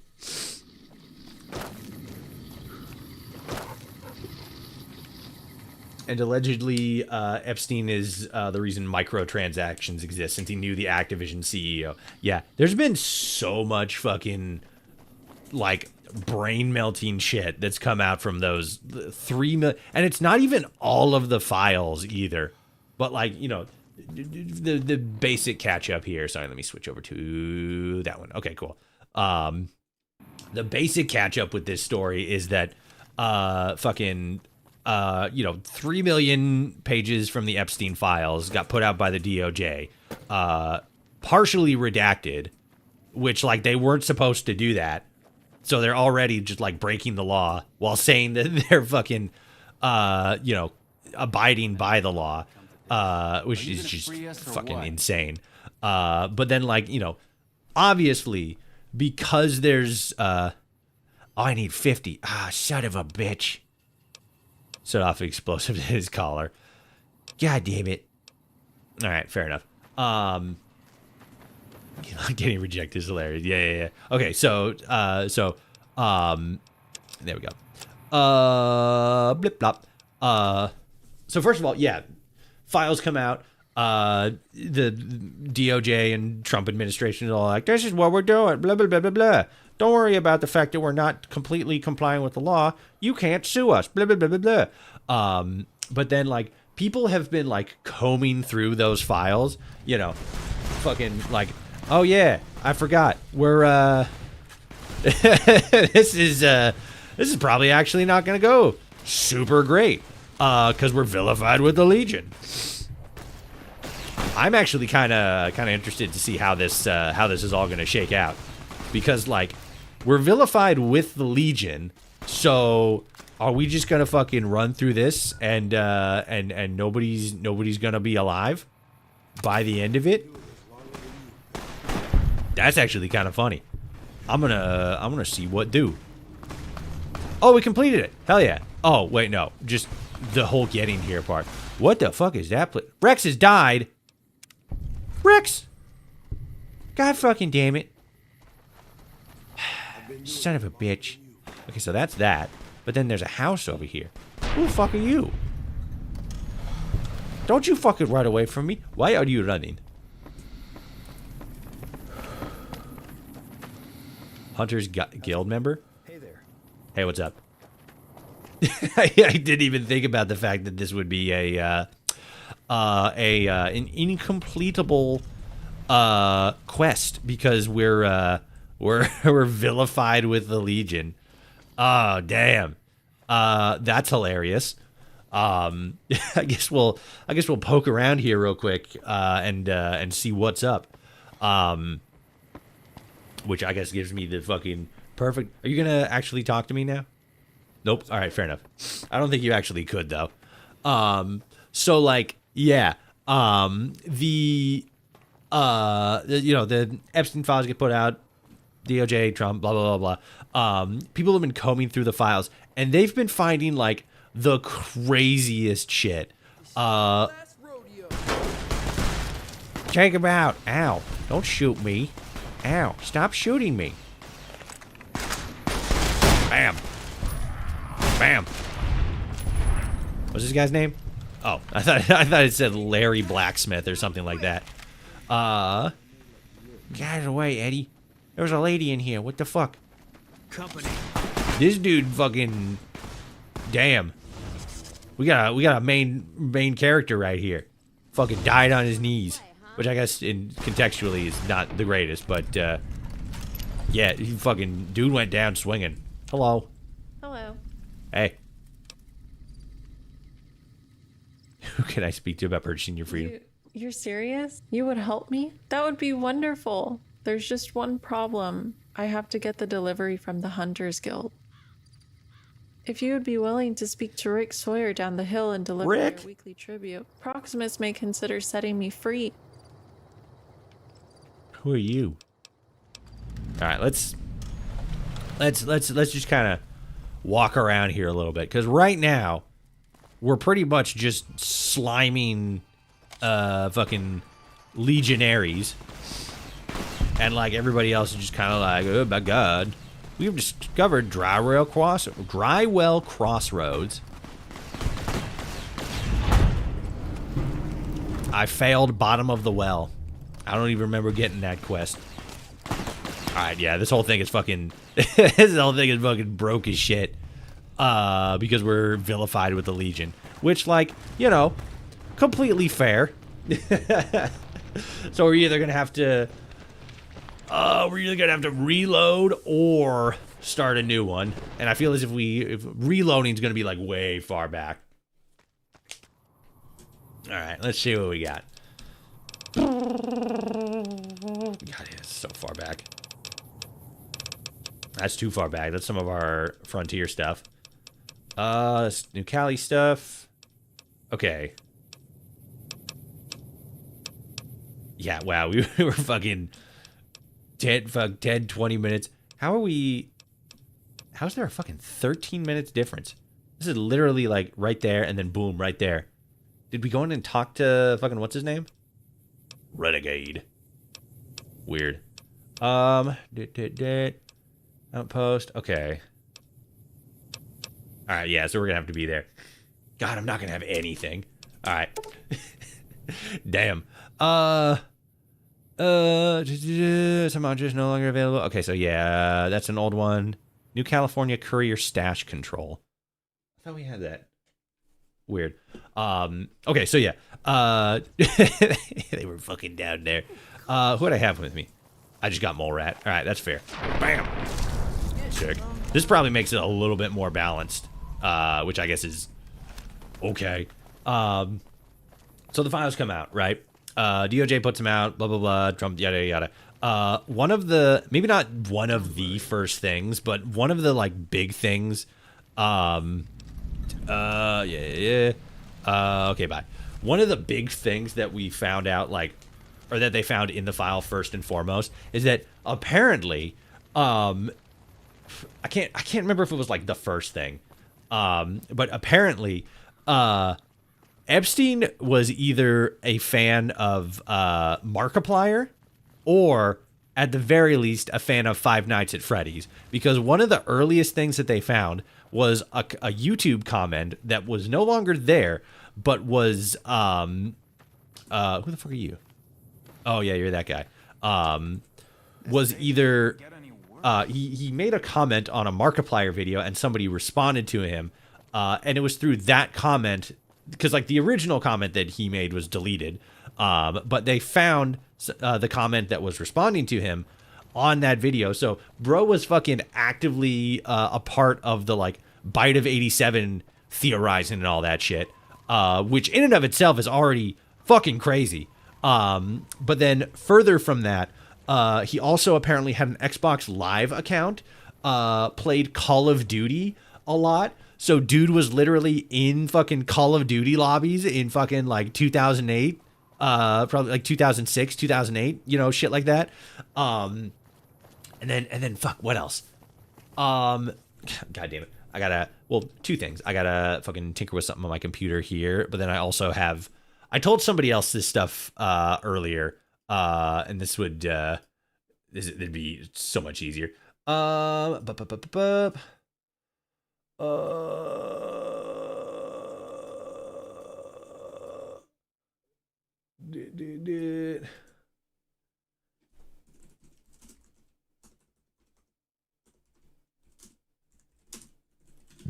right. Where is it? Here it goes. Yeah. Scroll up, scroll up, scroll up. Oh no, it's a little farther down. Yeah, there it is. Okay. So yeah, Epstein was banned from Xbox Live, commented on a Markiplier video, as somebody in chat mentioned. He was apparently, I don't know how, you know, how close, to conversation, he was, but he was in some sort of conversation with the CEO of, I believe it was Activision, at the time. And they were sort of like, you know, rolling around the idea of, like, what would eventually become microtransactions. And Epstein was apparently a big fan of that.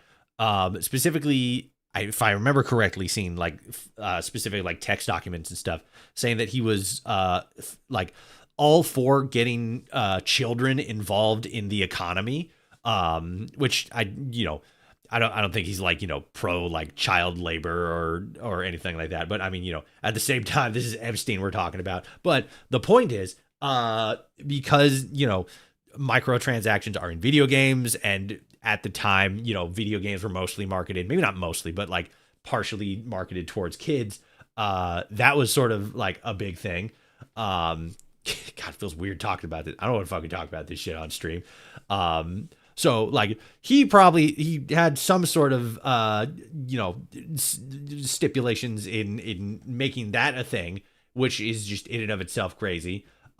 He most likely had a YouTube channel where he posted Minecraft tutorials. I saw this on Twitter, or not Twitter. I saw this on TikTok today. And like went and tried to like looked up the channel. The channel does seem to exist, but it was made like a day ago. So yeah, that's fake. But then I was also seeing videos of like re-upload and stuff like that. But like, those were also listed a day ago. So I don't know if that's real. But I think I also remember seeing something that said that people like were able to hack into his YouTube account.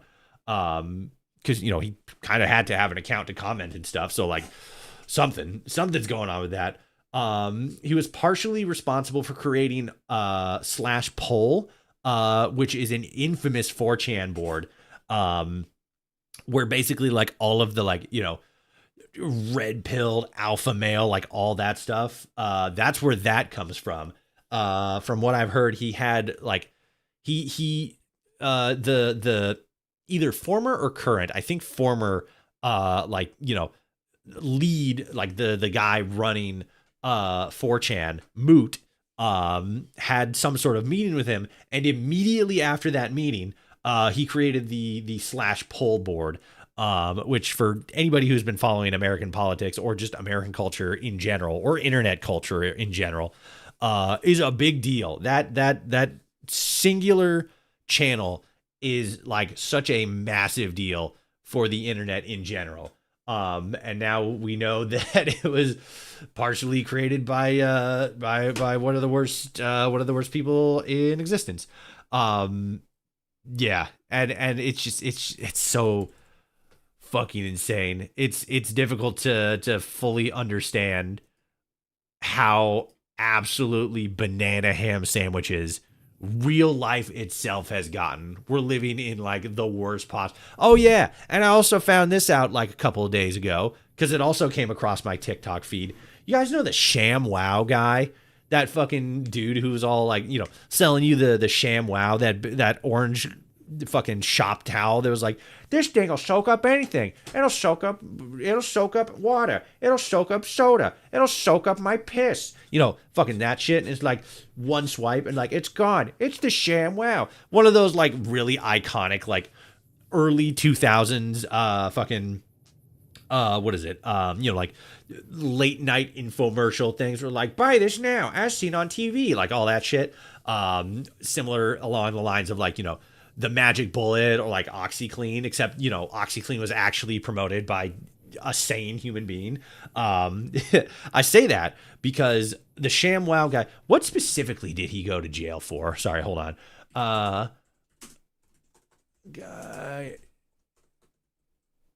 Yeah, he got arrested in 2011. What was it for? He was arrested in 2009 after a violent incident involving an alleged prostitute in a Miami hotel room. That's right. It occurred after a drinking binge. The prosecution did not press charges against either party involved. Okay, but still, he was like, what the fuck is that? Oh wow, actually that makes a whole lot more sense. All right, I'm not gonna comment on that specifically, because yeah, I don't want that to come off as something that I don't want it to be. But point is, this guy has priors, has been to jail at least once. What does that say specifically? Oh no, yeah, that was the same thing. Okay, so yeah, he was in jail at one point. Are you sure Billy Mays was sane? He was at least sane enough to appear sane. He was He was at the very least charismatically sane, or charismatically insane, you know. So the ShamWow guy,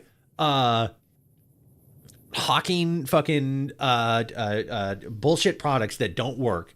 Well, he also did the slap chop, and I've heard that the slap chop is pretty decent. So, you know, maybe that, but, you know, late night TV fucking huckster, product huckster.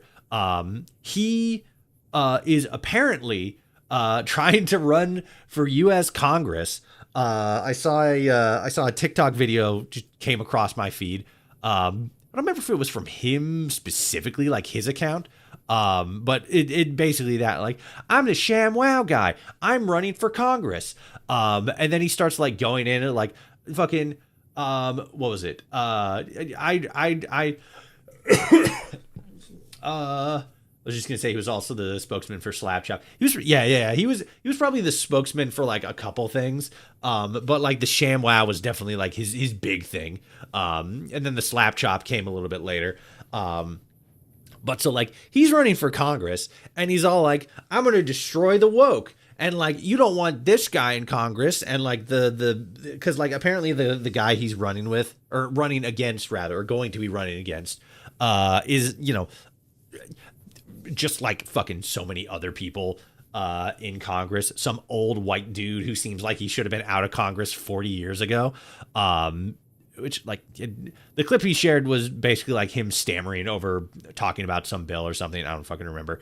But then like the crazy part is, you know, besides the fact that he's like, I'm going to destroy woke and fucking like, you know, get rid of commies and shit like that. The craziest thing is he's up there fucking talking about like, you know, you don't want fucking old men in fucking Congress who don't fucking, you know what they're doing. And it's like, dude, you are 61 years old. You have priors. And the only thing that people know you from is late night television advertisements. You are exactly what you say should not be in politics. It's so fucking crazy how unapologetically stupid so many people, I'm not going to say everybody, but so many people on that specific side of the political aisle have become. It's so brazenly, not depraved, like shameless, absolutely shameless in fucking speaking out of both sides of their ass. It's fucking nuts. I've recently started using the Contraption DLC in Fallout 4. I'm having my settlers fight to the death. It's stupid fun, and the only thing I wish you could do is have automatrons fight each other. Yeah, a lot of the like Contraption DLC stuff wasn't like the greatest. Those sort of like, you know, workshop stuff things. But like there's still kind of fun. I think, my opinion, the best one is the Vault Tech one, but I mean, you know, the Contraption one specifically was kind of funny. We got an ad starting here soon, so let me just switch over. That was the wrong button. Let's go to, wait, hold on a sec. Okay, no, yeah, just check it out. All right, cool. We'll hang out here for a little bit. Why do I think he's going to win the election? I don't know. I don't know when he's running. Like maybe it's a midterm thing. But I don't know. I very, especially after like what's going on like currently, I very strongly doubt that he's going to win. I could actually probably look that up. I don't care. I was going to say, I'm going to look that up actually, but then I'm like, you know what? I actually don't give a shit. Oh, God, if he does win, though, I'm going to fucking crash out something stupid style. Fucking people need to stop electing criminals. It's almost like a shady company CEO. We're like, we need a whacked out spokesman for our product. And some underling was like, we can contract the ShamWow guy. Hell yeah. Hey, yo, what up, Mojo? What up, Mr. Mitz? How's it going? But yeah, it's we live in the fucking worst timeline.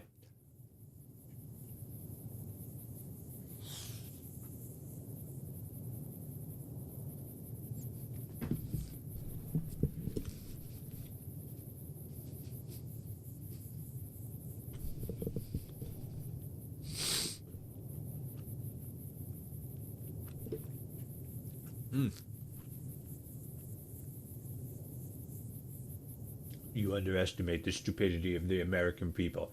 I don't know. It feels like with him specifically, a lot more people are going to be like, what the fuck's this guy? This guy's only known for the fucking sham wow commercials. Because like, unless he like really like starts cozying up to Trump, I don't feel like he's got much, not much momentum. Because like Dr. Oz and the My Pillow guy and stuff like that, they could like, kind of get a platform because they cozied up with Trump. And then like Oz is just like a pseudo doctor who doesn't really, I'm pretty sure he doesn't even have any sort of like medical credentials, but I could be wrong. But yeah, like I feel like he's trying to mimic their success and is just going to like, fall flat on his ass. That's my thought process. Will you redo the dry wells mod? Yeah. We're gonna redo that right now. I just reloaded to the to the diversion point. Could I? No. I think I was too far gone. I was thinking like further in. But yeah, I reloaded from there. And then yeah, I guess we'll see how this goes. Because now we don't really have any companions with us. We just have Mole Rat. Which I guess admittedly is going to make the mod a little bit more of a balanced challenge.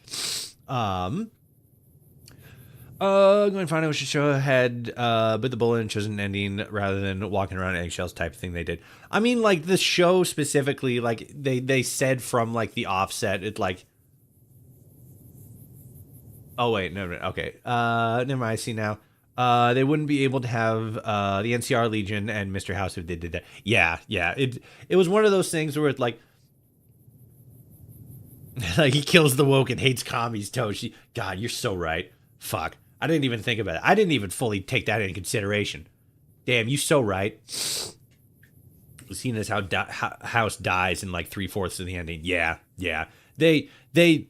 It's story-wise, it's one of those things where they sort of had to obscure, or not obscure, but like fog up the timeline just enough to be all like, well, like House could have survived in certain situations. And then there's also, there's also like a going fan theory that, what is it? That guy, that was like, his body double, from the, from pre-war. They're saying that like that could have been the house that we saw or that we met in New Vegas. But then like maybe it wasn't. But then like maybe like he's got like some sort of like contingency or backup because he was also talking about like I want to like upgrade my brain and like turn myself into like AI basically. So it's like it could be that, but then it could be this other thing.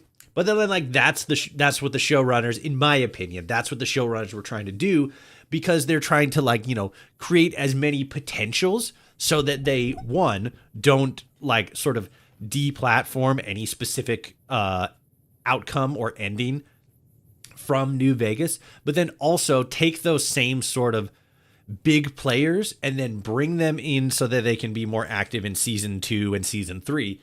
But, again, really, not really, but again, try to like cloud up a lot of the like post New Vegas stuff so that they can again bring those more iconic factions into the into the series, because there's like story stuff that they could do with them.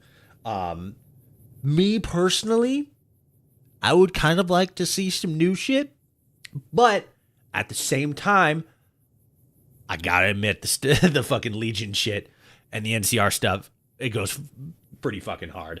And House as a character, I think, is just really interesting. So, I'm not gonna say no to more House. Like, he's interesting. I think out of a lot of like villains that we see in gaming in general, he's an interesting one because he really sort of like straddles that line between like good guy and bad guy. There's an argument to be made that he's a good guy, and then there's an argument to be made that he's a bad guy. I think more so objectively, he's not a good guy, but I wouldn't say he's like, you know, a villain in the same way that like the Master or Caesar is. But I think he's a really compelling and really interesting character. And even though it does feel like very fan servicey, I'm really glad I got him. They brought him back. Okay, let's see. I liked how Mr. House references being shot, stabbed, and beaten with a golf club. Referred to one of the special perks in New Vegas. Was it a golf club or was it a crowbar? I thought he said crowbar. But yeah, that I also like. Regardless, I also really like that. Where he was like, yeah, I've kind of been through it. Now that I think about it, if Lucy helped him, if Lucy needed help with addiction, they could have had the followers of the apocalypse. They're not too much to design, just lab coats and people in the Mormon for. Yeah, but if I remember correctly, they only like really exist in New Vegas because of the NCR. They originally spawned out of California. But so they've always really mostly existed in tandem with the NCR. But well, in Fallout 1, they were like their own thing and, you know, helped take down the Master and stuff like that. But in their modern iteration, in Fallout New Vegas, they mostly exist because of the NCR, sort of like a symbiotic. I was going to say symbiotic parasite, but like, you know, those like birds that like will specifically perch on rhinos and like eat ticks off of them and stuff like that. They exist to that extent off of the back of the NCR. There's one ending specifically where like they and the cons go up to like Montana or something like that and start like a whole new, like, you know, civilization or whatever.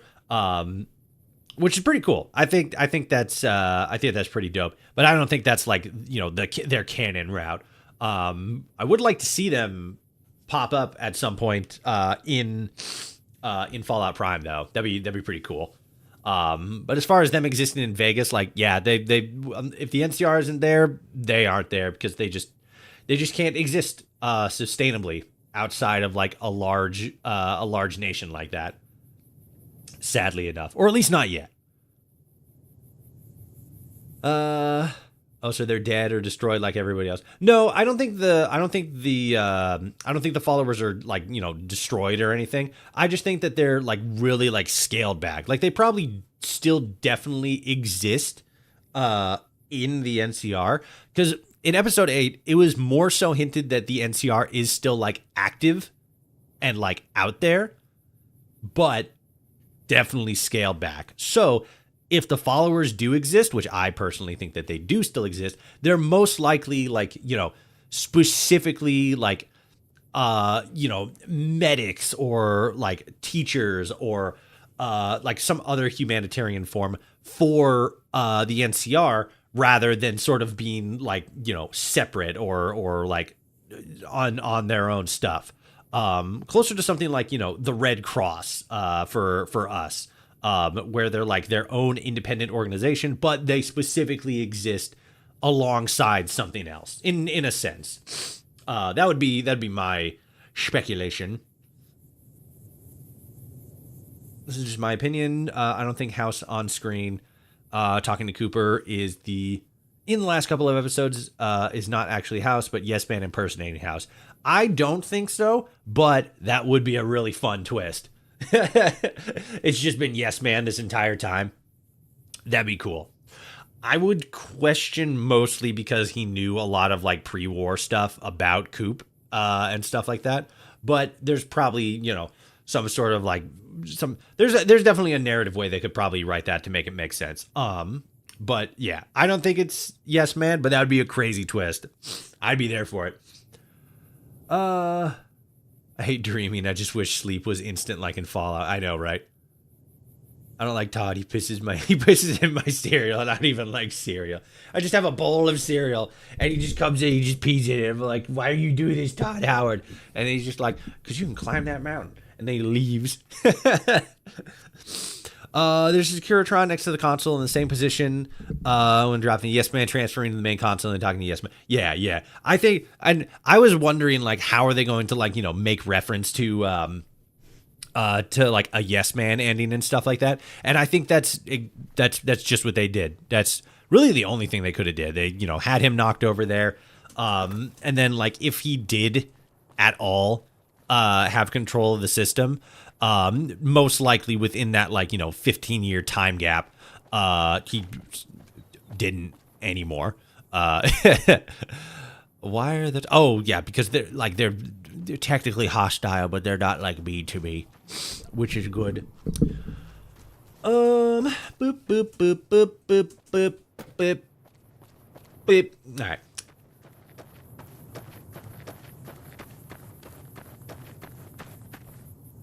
I found the route that the show went to be weird, given how much they chose not to show and miss out on merch opportunities. Like what? What did they decide not to show? Whoop.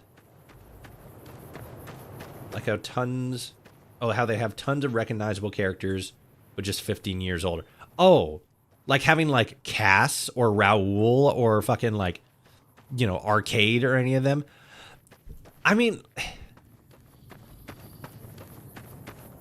I hate living in a Bethesda paradise. Hell yeah. But like, I mean, I don't. So this is one of the things that I've been noticing sort of like come up in a lot of conversations. It's this idea of like specific things the writers could have done, right? And I'm not saying all of these instances, like, to preface, I'm not saying that all of these instances are like, you know, bad or like. I've been seeing a lot of people be all like, oh, well, like, why didn't they do this or why didn't they do that? I don't think that any of those specific like takes are like, you know, a bad thing. Specifically, like, let's get specific. I've seen a lot of people say like, oh, like Courier 6 or oh, Joshua Graham, right? I don't think that either of those like stories or plot lines, like if they brought, you know, Courier 6, like some people are saying that like that the sniper that we saw at the end of episode 8 was Courier 6. It's not, but like, you know, it's a fun little headcanon. I don't think that there's any sort of story value lost in having those characters, but for the current story that they're trying to tell with like Lucy and the Ghoul and stuff, I also don't feel like there's any sort of story benefit to them, right? There's not as much narrative structure to like, you know, seeing Cass, you know, like she has a cameo or like fucking, you know, like Veronica shows up and like she has a cameo other than just like, you know, the reference, right? Which again, I don't think the reference specifically is a bad thing, but it doesn't serve much to the actual narrative that they're trying to tell. If there is a way that they can sort of merge that in, like they did with House, for example, I think it'd be an interesting avenue to explore. But again, from a writing standpoint, I can't really think of any, you know, big or interesting way that they would, you know, get that in. I think unless it's like a one-off joke, like with Fisto, I don't see much with it. I gotta remember that I need to actually like use my guns and shoot stuff now because I only got Mole Rat with me. Chew on this, pal. Oh god. Hell yeah. Get fucked. Yes indeed. Oh my god, do we have more? Shit. Alright, you got him. Sick. Okay, so I'm gonna have to go more this way because this is where Cottonwood Cove is.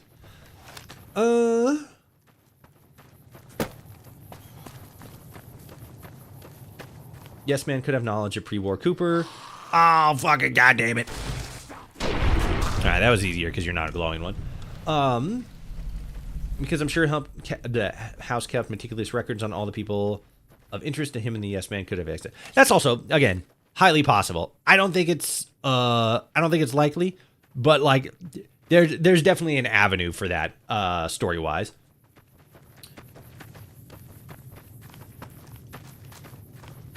I understand not having companions. I mean more like name characters, like the brothers, sisters, and freestyle. Oh yeah, like the Van Graffs and stuff like that. Yeah, not companions specifically, but like side characters, right? Yeah. Okay, I get you.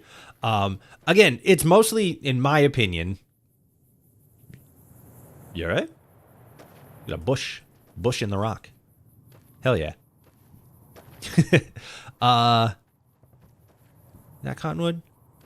No, that's the little town above it. That's Cottonwood. Okay. Again, it's one of those things where it's like, how does it serve the plot line, right? And like, don't get me wrong, there probably is like a legitimate way to where it can be, you know, woven in to be of note or to be of interest, or to in some way serve part of the story that they're talking about or they're going with. Like again, with what they did with Fisto. What business have you in Cottonwood Cove, outsider? Just fucking hanging around. I'm a humble trader passing through. Very well, you may proceed. Sick. However, be warned. Aggressive acts against us will earn you a place on a cross. Hell yeah.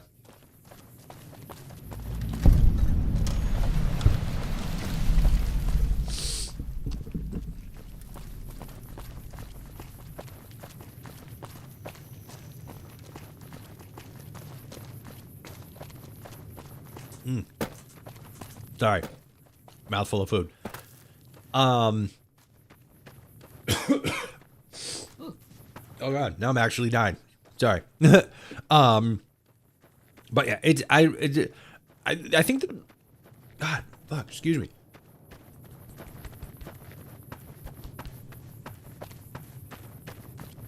There are a lot of opportunities considering all the characters. Again, yeah, but like, they don't exactly... Fuck, excuse me. Now I got the hiccups. Son of a bitch. Oh. Fuck, that would hurt.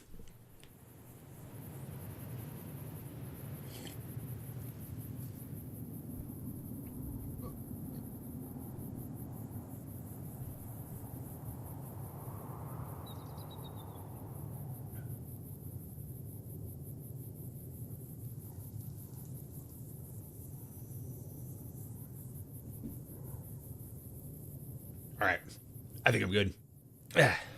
Sorry, when I get hiccups, I get bad hiccups. Like, they hurt sometimes.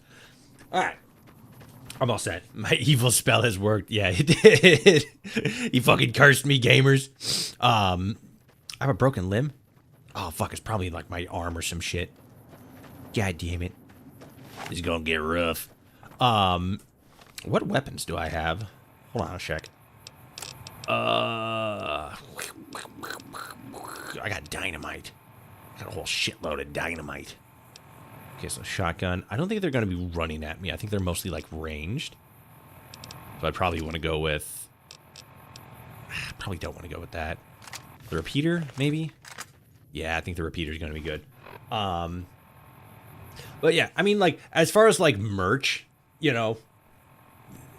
from the one angle to be a bit to be condescending for a moment, nobody's gonna fucking buy Van Graff merch, right? Nobody's gonna buy, you know, merch about, like, you know, I mean, probably the Kings. The Kings would probably, but like, just because of like their smaller characters, right? Like, nobody's really gonna be that interested in buying merch off of, like, you know, smaller side characters and stuff.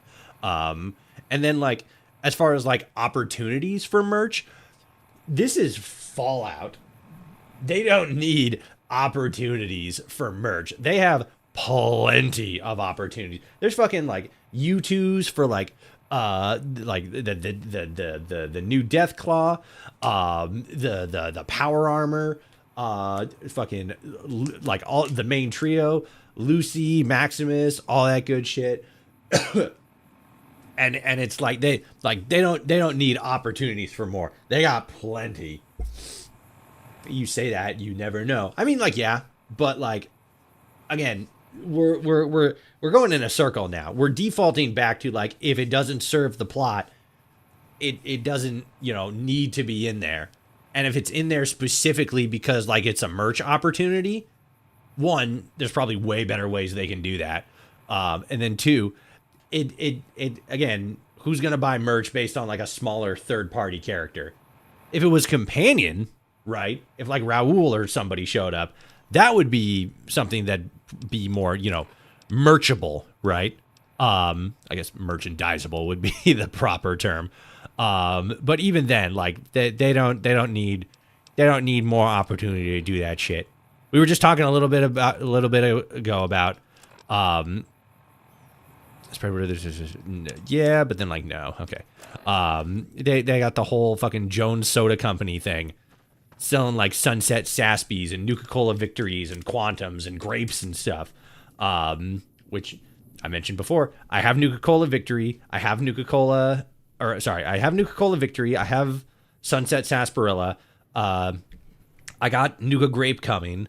And then fucking, I'm just gonna say this now for like a general shout out. If anybody sees an advertisement for like an official thing, maybe not an advertisement specifically, but if anybody sees like Jones Soda directly, not like eBay or fucking Amazon or anything like that, but like Jones Soda specifically, if anybody sees that Jones Soda has more Nuka-Cola Quantum, fucking like DM me, tag me, message me, anything, because the Nuka-Cola Quantum has been out forever, and that's the only soda I don't have from them. The fucking Nuka Grapes coming. I got the Sunset Saspies. I got the fucking Nuka-Cola Victory. The Quantum is the only thing that I don't have, and it's fucking pissing me off. I need it. I need it for my collection. The Fallout collector can't be the only one that's got a full set. I refuse.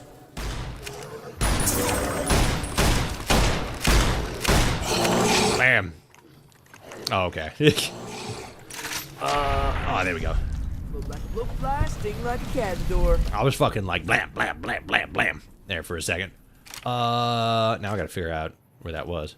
Oh, I don't have fucking anything equipped. I got this. I guess this'll work. Jonesing for some Quantum. Real. Call me fucking... oh, fuck. What was her name? Serena? Yeah, Serena Petrova. The fucking Nuka-Cola obsessed gal from... yeah, my arm's definitely broken. From Fallout 4. Or Fallout 3 and Fallout 4. But yeah. I need all them bottles. I need them. Fucking... this is sort of like... Yeah, related, but also not related. The Sunset Sarsaparilla, what is it? The Sunset Sarsaparilla ones that they're selling, they're actively running with the whole fucking Blue Star bottle cap thing. I think you win something if you have the Blue Star thing. Like a little prize or something like that. But like that's a thing. God, son of a bitch. All right, that's fair. I think I'm going to need to either cheat by killing them or give myself something a little bit more powerful. Yeah, because especially since I'm only like fucking level 5. I don't want to fucking use the merchant. Fucking, I might have to do this. What was I saying? Oh yeah, so they're doing like the Sunset Sarsaparillas are doing the Blue Star bottle cap thing, right? So some of the bottle caps actually have a blue star. I don't have one, which pisses me off, but I know somebody who does. I should actually probably message him and be like, "Hey, did you get anything cool out of that Blue Star bottle cap thing?" But yeah, that's kind of cool. Heard Fallout 4 is terrible on the Switch or whatever. I mean, I'm not 100% surprised. It's the Switch. I mean, I guess it's technically the Switch too.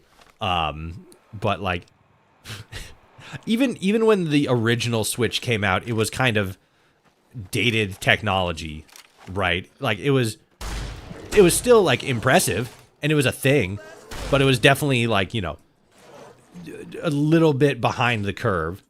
What's my fucking... There's it. Okay. Okay, I apparently don't have anything fucking hotkeyed to 1. Oh, 1 was a knife. That's why. Okay. And then that's that. I don't have that hotkeyed. Yeah. Might have been switched to. Yeah, I think it is switched to. But like, again, anyway, point is, even when like the Switch 1 came out, it was sort of like borderline dated technology. It was just like wrapped in an interesting package. It wasn't super powerful. The Switch 2, I think, is able to keep up a little bit more with stuff like the ROG Ally and the Steam Machine, but it's still like behind. And you know, Fallout 4 wasn't really optimized for the Switch. It's a computer game. It's optimized for computers. So it's like, it's not super surprising that it doesn't run very well on the Switch. You know, it's very likely that it's going to get, you know, like further optimized and stuff like that. But at the same time, yeah, it's not a big shocker. Stop being alive, please. There you go. See, that's the way to do it. Okay, let's do a save. Join the Discord, links in chat. It's awesome.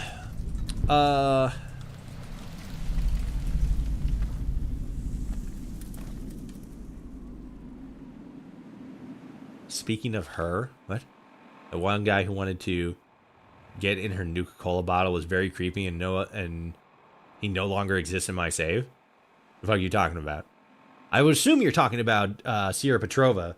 I don't know what guy you're talking about, but it sounds like it's another character in game. So like, yeah, that's that definitely seems like somebody who shouldn't be talking anymore, especially about our queen, Sierra Petrova.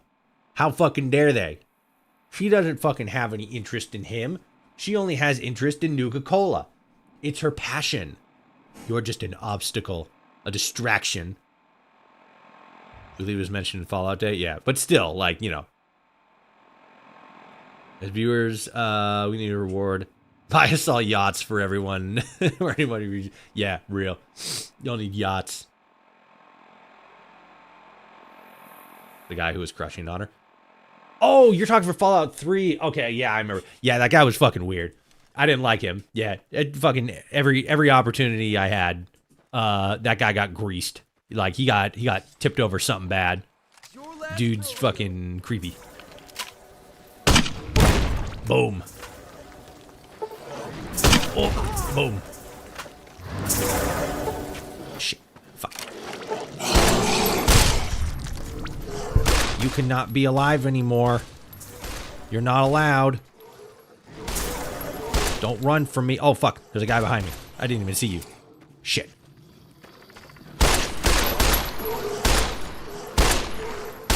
There we go. Get him, mole rat. Fuck him up. Chase him down. He's running. And I can't shoot for shit.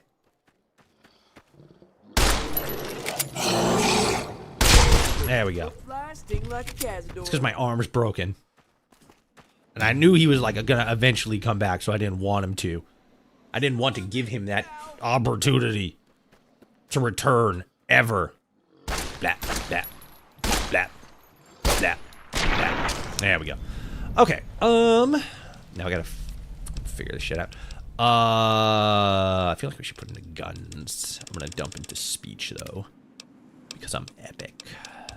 Because I'm cool like that.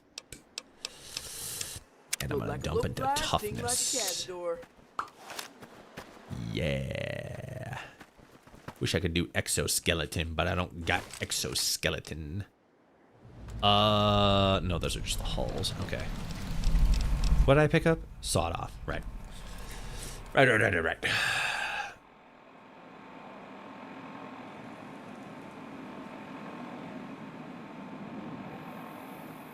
Sierra Petrova should have been a companion in Fallout 4. She should have. She's a great character. I think that would have been cool. But then, you know, we also wouldn't have been able to, you know, her whole plot line in Nuka World would have kind of fallen flat because it's like, you know, we give her the option like, hey, you can hang out here with the fucking dude in the head in the jaw guy. Or you can come and fucking do crazy shit with me that doesn't involve Nuka-Cola. But yeah, she would have been a fun companion.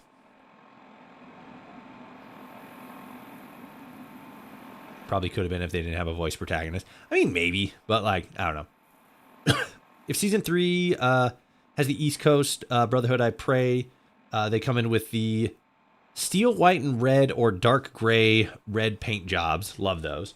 Like is that like, you know, one that's like in canon in a sense, like in the games? I don't remember that one specifically. I don't think that we're going to be seeing, you know, the East Coast Brotherhood in any sort of meaningful. Well, I guess there is an NCR or a Brotherhood Civil War going on, but that feels more like a West Coast thing. I don't. Maybe. I don't think we're gonna see it in season 3. That would be my guess. It feels like season 3. Do you know that you can romance gauge in Nuka World, but due to a bug, it never comes up. I'm pretty sure it does. I think I remember having the option when I was playing it, and I was playing that one on the Xbox. Maybe it's more like a recent thing, but like, yeah, he is romanceable, which is really funny. But so here I've sort of like talked about it already. Here's my prediction for what we're going to be seeing in season 3. This is sort of an updated version because for anybody who watched my short, the short I put out today. One of the co-writers did an interview with Polygon where she sort of, you know, hinted or like tinkered. Well, she basically said like, while, you know, the ghouls' direction has been pointed to Colorado, they're not fully committed to Colorado for season 3 yet. But at the same time, it's not off the table. So in season 3, it's either going to be one of two things for one part. One, we're either going to Colorado or we're going to tinker around in Utah for a little bit. Because one of the things that she mentions in that interview is that the ghoul says, "Thou shalt get sidetracked by random bullshit every goddamn time." So, I don't think that we're going to be going to Colorado in season 3. I think that's most likely something that we're going to do in season 4. I think that is a lot more likely because season 3 seems to be ramping up 2 specific plot lines. One, being Lucy and Maximus in Vegas, most likely doing some shit with House, but then also helping, you know, the NCR fight off the Legion. I think that in that interim, there's going to be a little bit more lore, a little bit more buildup for the Enclave specifically, because it feels like season 3 to have them be an active villain is too early. Especially since, again, we've talked about this before. Since the series is probably going to be going for like 6 or 7 seasons, based on what Aaron Moten said, during, or at least insinuated. I don't want to put words in his mouth, but like sort of hinted or insinuated that, you know, the series would be going on for roughly that long, or at least as it's currently slated. But. So, like, I think those 2 things are going to happen. The ghoul is most likely going to be doing stuff in, like, Utah, like, on his way to Colorado. And then as far as Lucy and Maximus go, I think they're going to be in Vegas specifically, dealing with all the stuff that's coming their way there, which is going to give more time to wrap up, to wrap up the stuff that they're doing with Vault 32. I guess 32 and 33.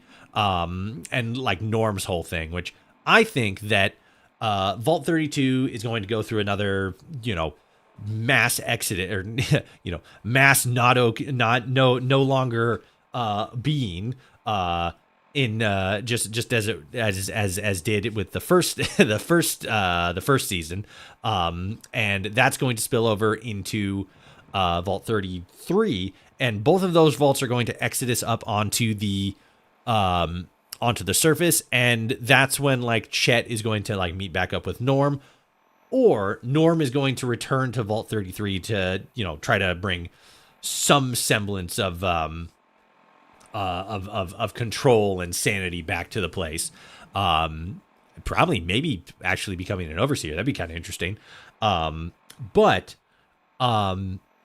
Yeah, I think that's probably what we're going to be seeing. The bigger part is going to be like the ghoul on his way to Colorado, most likely to meet up with, most likely to eventually later have like Lucy and Maximus meet up with him, because House is probably going to be like, oh, like we have to go and stop the Enclave now.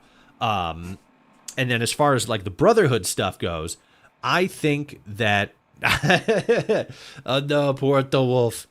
Hi, Toshi. Hi, Puerto Wolf. Have you caught up with the series yet? Because that's what we're talking about for the next 2 to 47 minutes. But like to real quickly just get that out. I think that we're going to be seeing more like Brotherhood of. I think a bigger part of season 3 is going to be like, you know, the Brotherhood Civil War stuff. I don't think we're going to be seeing more East Coast stuff going on. But like if it because I don't think that the East Coast in general is going to be a big part of the series at all. I think there's going to be like references and stuff, but I don't think that we're like going to DC or you know, or Boston or anything.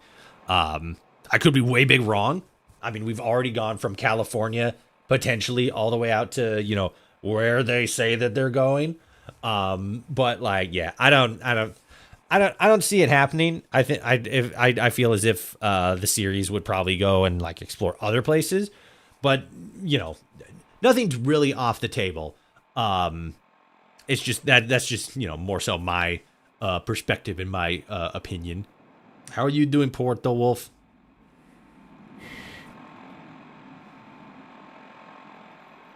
Long shot, but perhaps they recreate that scene when the Enclave goes down the vault dwellers and they have to open the door. I could see that too. That could be another another thing to save what's in it. Yeah, Steph. I'm like really interested to see where Steph is going with that whole thing, because she seems pretty anti-American, and like you don't get more like American than the Enclave. So I'm kind of wondering, you know, where that's all gonna square with her in her brain. Okay, where's that boat? There it is. Okay, so we got that. Let me do another save here. And bloop bloop. There we go. All right. You're right. We had to fucking go all the way back to when we were a tiny little baby, so that we could come here and do all this shit without having pissed off the Legion. Hell yeah. Okay, let's run over here real quick. Bloop. Can't talk to him. He doesn't want to do nothing. Let's go over here. Unlock this thing. Is it just this one? Yeah, it's just this one.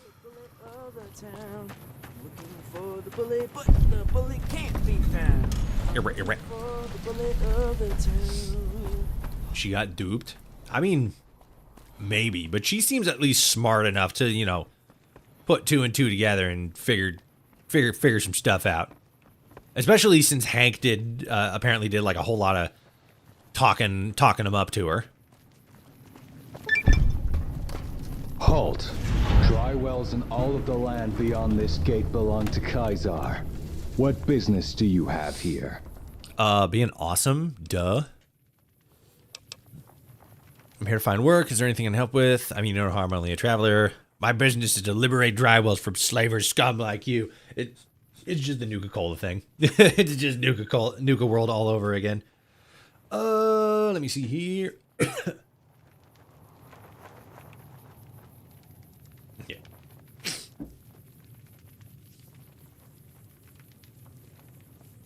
You see what I mean by East Coast paint jobs? No. No, I don't. What are you talking about?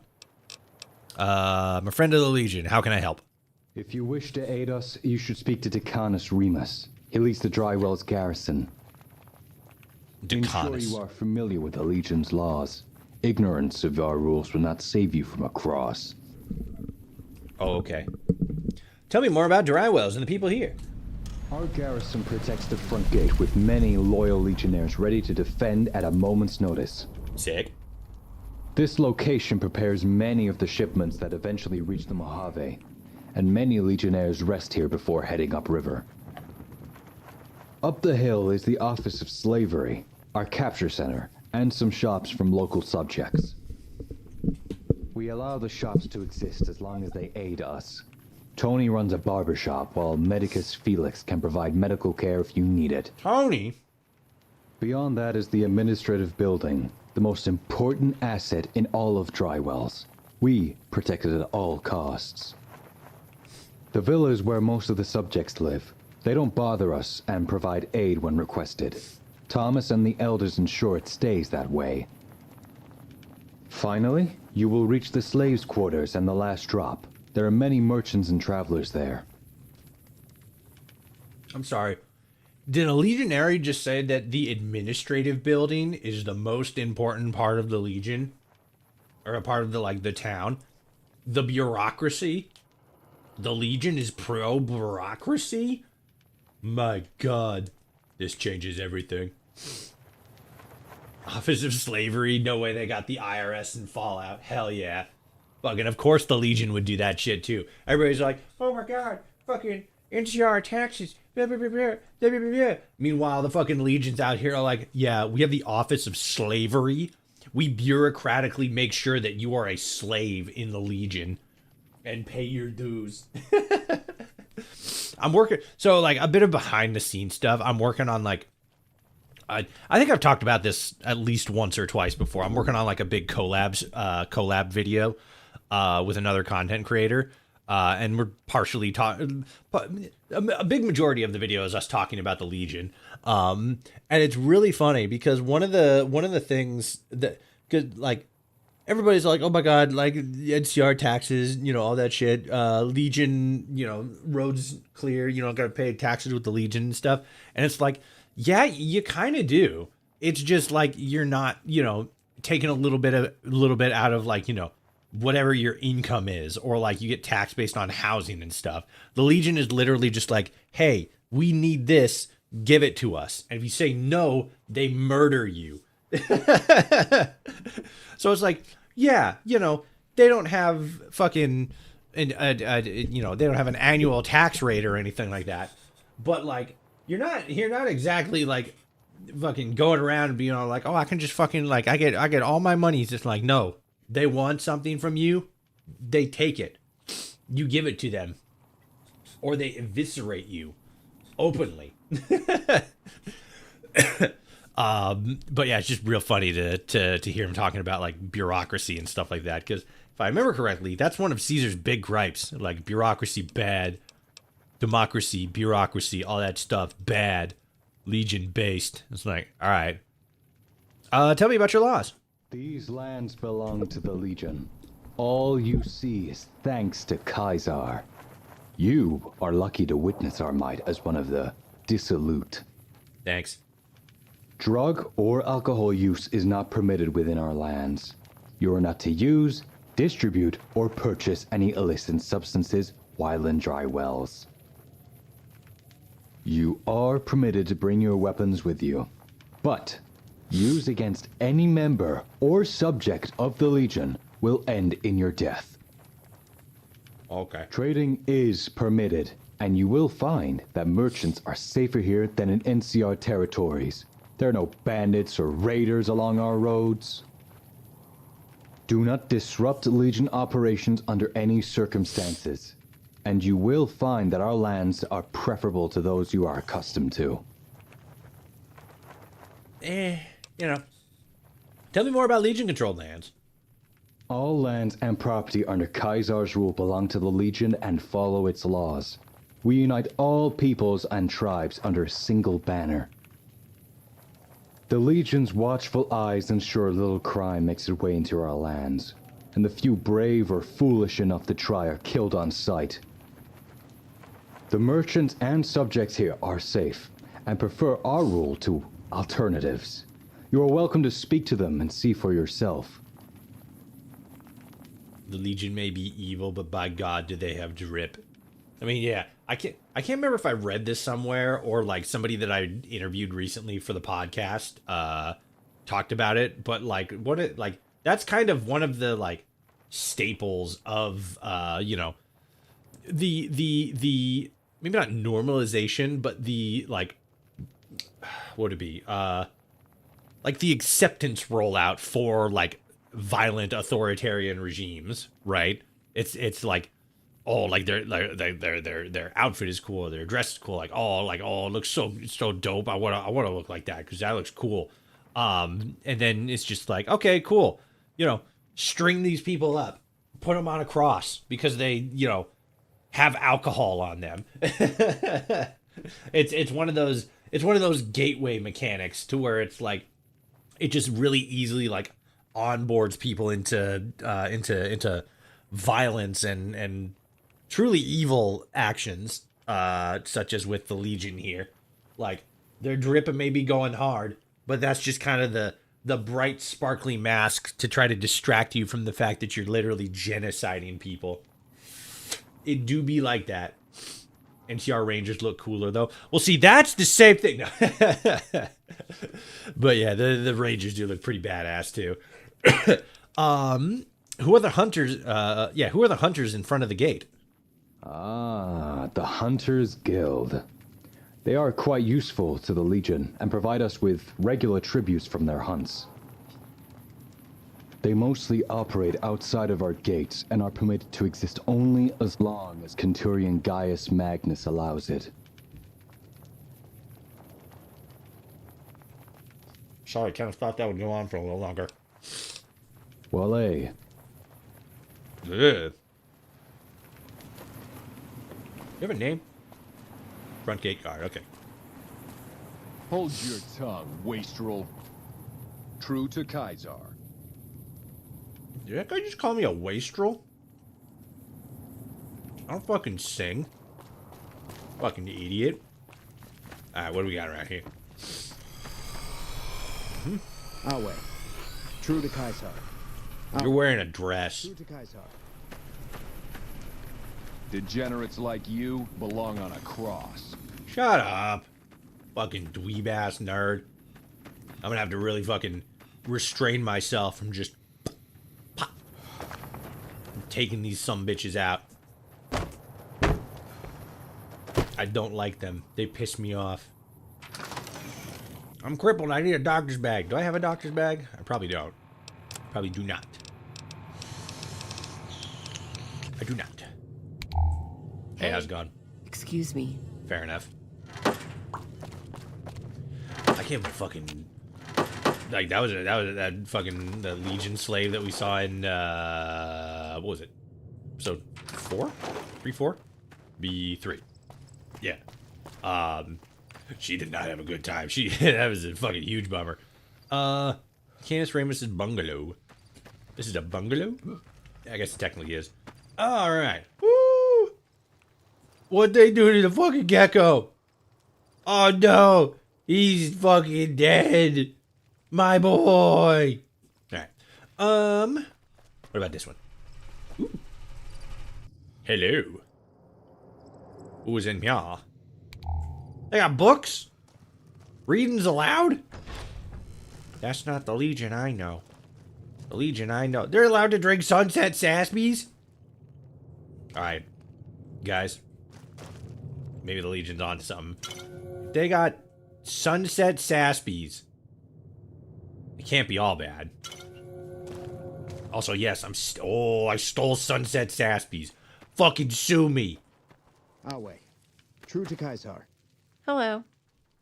We talked to you in a different timeline. Things were going a little bit better for you then, because we were murdering these guys. Who can I speak to? Also, I love how I just walk up to this random slave and be like, who do I talk to about buying you to like let you go free and stuff like that? What's the clock on that? You're serious? You would help me? That would be wonderful. There's just one problem. I have to get the delivery from the Hunters Guild. If you would be willing to speak to Rick Sawyer down the hill and deliver their weekly tribute, Proximus may consider setting me free. I don't think I know who this guy is. I don't know if we... Well, It's a quest, so anyway. Who are you? My name is Paula, but the legionaries call me Freeman. I think it's a joke to them, the fact that I'll never be free again. I was born in Colorado, and my tribe was conquered by the Legion when I was very young. I feed the troops here, which keep me quite busy. Freeman actually has also another quickie dive into, you know, behind the scenes of the script I'm working on. Freeman has more, or not more, but it has an amount of root based in the Roman Empire, because there was an actual like tier of society. So it was very tier based in the Legion, or the Legion, in Roman society. Basically, if you were a male citizen of the Republic, you had like fucking all the, like, you were like top tier, top echelon, like just under, like, you know, the elites and like statesmen and stuff like that. Under that was well, there's middle ground there. But basically, like, there was that, and then another level, and then effectively women, and then below them were slave classes, which like had no rights at all. You like absolutely none. But if you either earned your freedom from, you know, one specific like legal requirement or another, or were like purchased and allowed free, you then became a class known as freeman, who was basically like, you became like a like that next level up, like, you know, male or female, that same tier of citizen in the Roman Empire, but you could never hold a political office, which, like, you know, I don't know if I mean, you know, maybe there were a number of slaves who were like, man, I really wish I could I could run for politics now that I'm free. Maybe fucking make slavery not as bad. But yeah, that's more. It's probably, you know, both. I just thought that was interesting, because that's what they were called. They were called freedmen because they were freed men, and then got rights and stuff. But yeah, she's not wrong in saying that they're joking about that, because she's not. What's your favorite meal to make? I don't know if this seems like a very cool thing to ask her. So, like, you're a slave for the Legion and you're forced to like cook food and stuff. What's your favorite thing to make? It depends on what meats I have available. I make a desert salad that will keep you full all day, and an omelet that is to die for. Not sure if I have a favorite. I mean, at least she has good spirits about. I'm not gonna try to fucking sugarcoat it. What am I doing? May I have some food?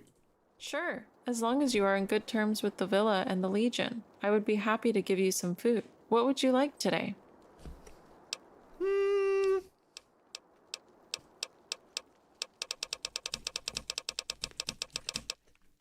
Let me get an omelet. Straight out the oven. Here you are. Come back tomorrow for another one if you'd like. Goodbye. Hell yeah.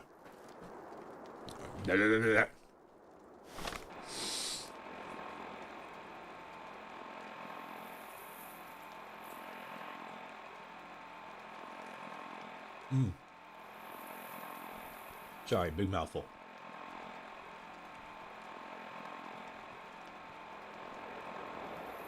All right. Let's see what we got. Who else is here? Anybody in this one? Huh? Show yourselves. More sunset saspies. Oh no, negative karma. I stole from the Legion. Who fucking gives a shit? See, this is why fucking the karma system in New Vegas makes fucking literally no sense. Oh, you did something bad, you're stealing. So? Who's gonna fucking stop me? Who's gonna fucking say that I'm wrong for doing it? Your dad? Your dad specifically? Of course you're fucking not. Oh, hey. I think you're somebody I'm supposed to talk to. Yeah, why, mate? Got a lot of different kinds of steak. Do I want that? Yeah, I want that on. Away. Away. Or whatever the fuck y'all say. That's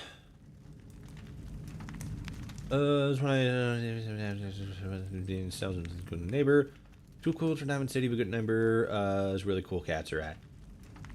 I mean, I guess like yeah, probably, maybe. I don't know. Who are you? I am Remus, a veteran Decanus of Caesar's Legion. I oversee the defense of this post and lead the garrison along the river. Sick. I was originally from Arizona, when Centurion Constantine, a Decanus himself at the time, freed my tribe from our old ways. Dope. You don't hate Cantanus for conquering your tribe? Just Cantanus command all of Drywell.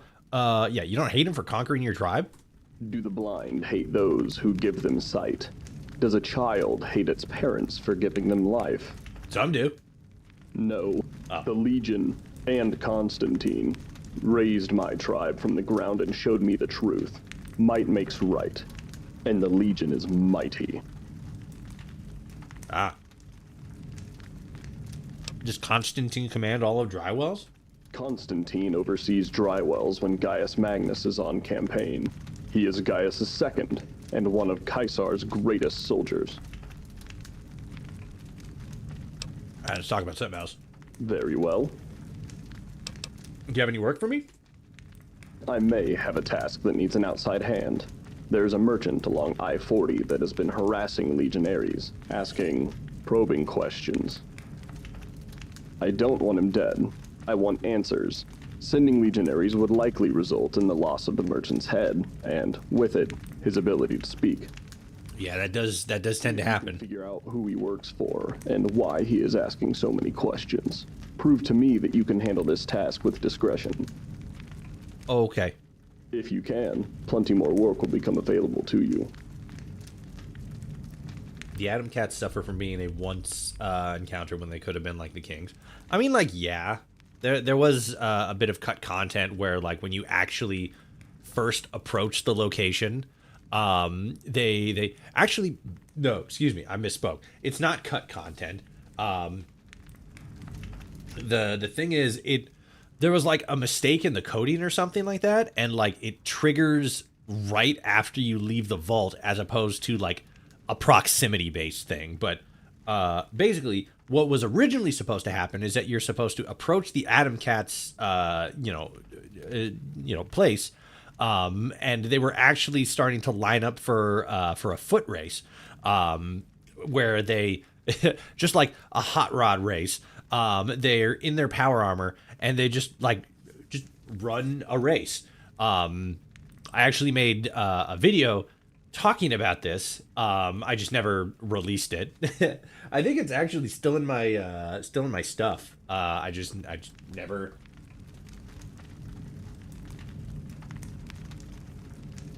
There we go. All right. Yeah, I just never put it out there. But yeah, it's really cool. There's a mod that, like, you know, quote unquote fixes it or like adds it back in. But yeah, it's pretty neat.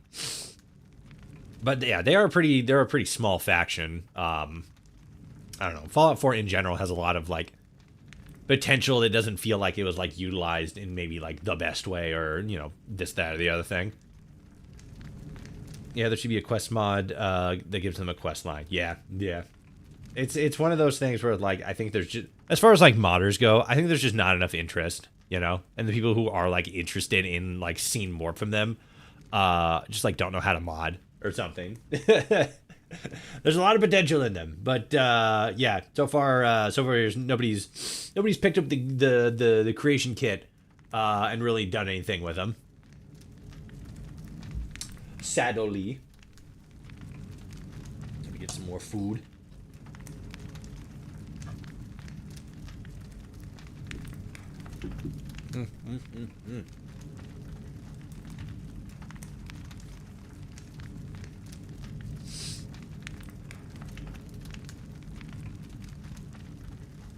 Boom. And we're back. All right.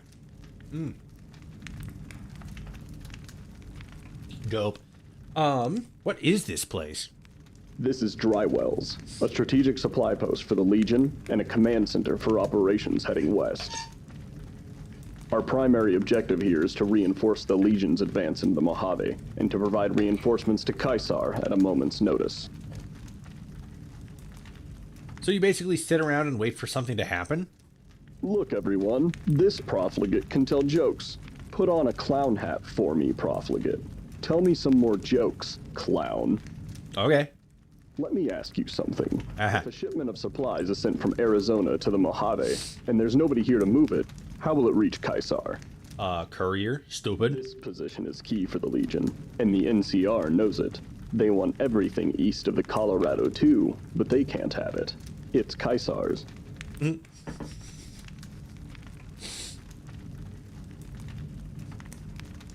Sorry, hold on.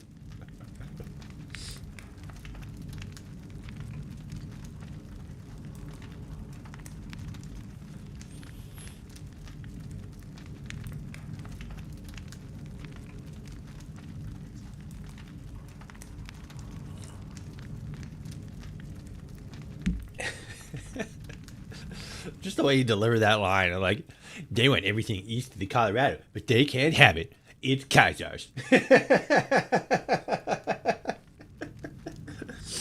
Oh, that was funny. Oh god. Okay. There's another. Okay, yeah, I want to do this one. I can see why dry wells is so important. Yes, this position is key for the Legion, and the NCR knows it. They want everything east of the Colorado too, but they can't have it. It's Caesar's. It's Kaiser's. Goodbye. Oh god, that's so cute. What a silly little guy.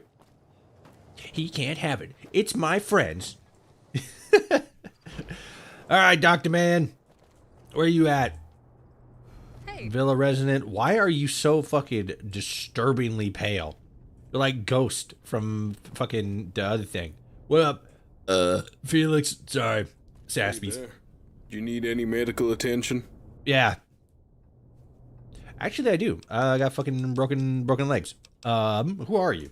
I'm Felix. I'm the head physician here in Dry Wells. I can patch you up, but you'll have to pay for the supplies as you are the Legion's subject. Oh, no. I can't fucking partake in the Legion's universal healthcare. Son of a bitch. Kitchen walls are bleeding from the ceiling. What's your relationship like with the Legion? The Legion and the physicians, like myself, have a pretty unique relationship. We are obliged to help the troops and subjects without much pay. In return, we are provided safety, stability, In return, they don't murder and a us. better standard of living than most. The Countess Remus ordered this house cleared for my practice. This building was used to house veteran legionaries. Can you believe that? I get better quarters than most of Caesar's finest. Hilarious. Things are limited sometimes, and I can only use doctor's bags and herbal items. But there are exceptions for higher-ranking officers. There are exceptions for higher-ranking officers. If you are somebody in the Legion who is of importance to the Legion, you get preferential treatment. You get special treatment. There was a TikTok video that I didn't watch all of, but the basic point that the video was talking about was specifically focused on the Vault 31 survivors, or residents, I guess you would say. All the people who were frozen in the vault. They leave the vault and everything. They were basically, they're kept alive and stuff because they're, important figures in the company, but engineers, biologists, scientists, all the stuff that know how to keep everything running and stuff, they aren't preserved, even though they're the ones that know how all the machinery runs and how to fix it. But the people at the top aren't, because they are protected because they're, it's their, I guess, leadership capabilities, and then their what is it? Their like, just as he was getting at, it's a preferential treatment thing because they're higher up on the totem pole, despite the fact that they don't really fucking know how shit works. Which, when they go out into the wasteland and get taken out by rad roaches, which are, definitely a threat to the average person. But because they're not like the average wastelander, they're these like soft, pampered people from before the war. They're faced with even the tiniest amount of danger, and they just have no idea what to do with themselves. They don't know how to function because they're not they're not there to function. They're there to like lead and like be somebody who's like important or in charge and stuff. And yet they get preferential treatment despite the fact that they have very little to no utilitarian benefit to the functioning of the company other than their position. It's well, I was going to say corporate nepotism, but nepotism is something specific, but it preferential treatment in the corporation based on status rather than effectiveness. And he's basically saying the exact same shit in so many terms, or in so many words. You get preferential treatment for being someone important, but with how the Legion is structured, these like important people are serving some sort of utilitarian fashion, as far as like being a good soldier or being good at managing troops and stuff. So it's like all right, fair enough. Also, this seems like the perfect opportunity to say like, subscribe, hit the follow button, check out the links in the description, check out the stuff below the stream. We put out a new episode of the podcast today. We talked with Court, well-known YouTuber Court, creator of the Rebuilding the Commonwealth series on YouTube's. Great conversation, really good. Check out socials, Blue Sky, TikTok, Twitch, YouTube, all that good stuff. Do you have any medical supplies for something? No, I don't need that. Heal me. Sure thing. 100 caps and I'll make sure you can walk out of here on your own. Sick. Yes. There we go. Looking better already. Looking better already. Stay safe out there. I've been fully healed. Hooray. Now when I take out my gun and aim, it's not all wibble-wobbling around. Hey there, traveler. Uh-oh. Hunger levels increased. Is the Legion cool with ghouls? I mean, probably not, but like, you're a ghoul. It's probably one of those things where it's like, we don't really care as long as you're, providing something to us. Oh, the Office of Slavery, hell yeah. What up, big gamers? Subject. Subject. Slave master. You got anything to say? Nope. Alright. What is it? What up, Proximus? Who are you? I am Decanus Proximus, head slave master here at Drywell. I oversee operations of the Office of Slavery, the capture center, and the slave quarters. Uh-huh.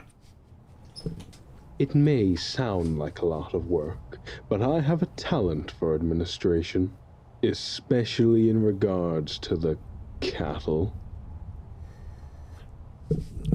Cattle? You mean the people? No, I mean the cattle. The slaves haven't earned the right to be treated like you or I. They either have not proven their worth, or they have none. Oh. There are times when the slaves outnumber us during large transports. Sometimes 5 to 1. They never rise up, never fight back. Probably because you guys got guns and pokey sticks. If they had any worth, they would have shown it by now. Yeah. Wale.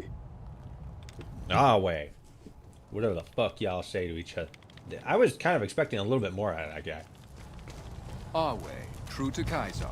Yeah, whatever.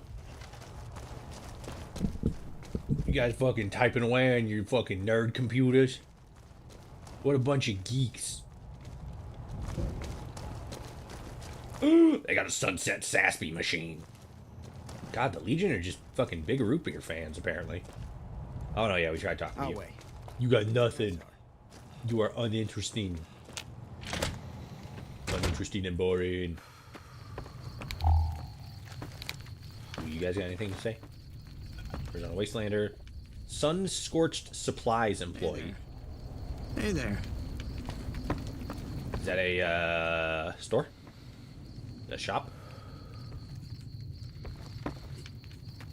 Tony's. Hey, yo, Tony! What's good? Oh, that's a Villa resident. Where's Tony? Tony! Welcome to Tony's Barber Shop. You're speaking to the man himself. How can I help you? Tony! You're breaking my heart, Tony. What is this place? Welcome to my shop, pal. You're in good hands with me. This is the best barber shop east of the Colorado. Hell, it might be the only barber shop east of the Colorado. It's not. I'm just kidding around. But I can clean you right up if you want. Oh. What's your story? My story? I'm Tony, owner and operator of Tony's Barber Shop here in Dry Wells for going on 4 years now. Uh-huh. I'm originally from back east, and not Colorado east like most of these guys. I'm from Jersey, Atlantic City. He's from Jersey!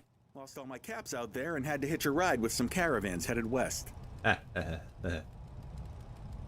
Checks out. Is that an elevator? Oh, ain't that thing cool?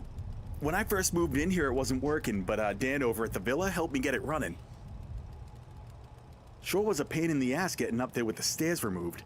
Pretty sure some quirky guy owned the place before me. Had it all swapped out. I got a ladder set up back there too in case the power goes out. I'm screwed if it breaks for good. Can't imagine getting a mattress upstairs again.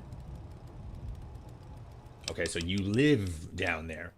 How's business with the Legion? Oh, how is business with the Legion around? Hey, let's keep these questions cool. Kaiser's not too bad. I'll give him credit where it's due. He keeps the lights on and everything running. Uh-huh. I gotta give his boys haircuts for free, and he technically owns the place.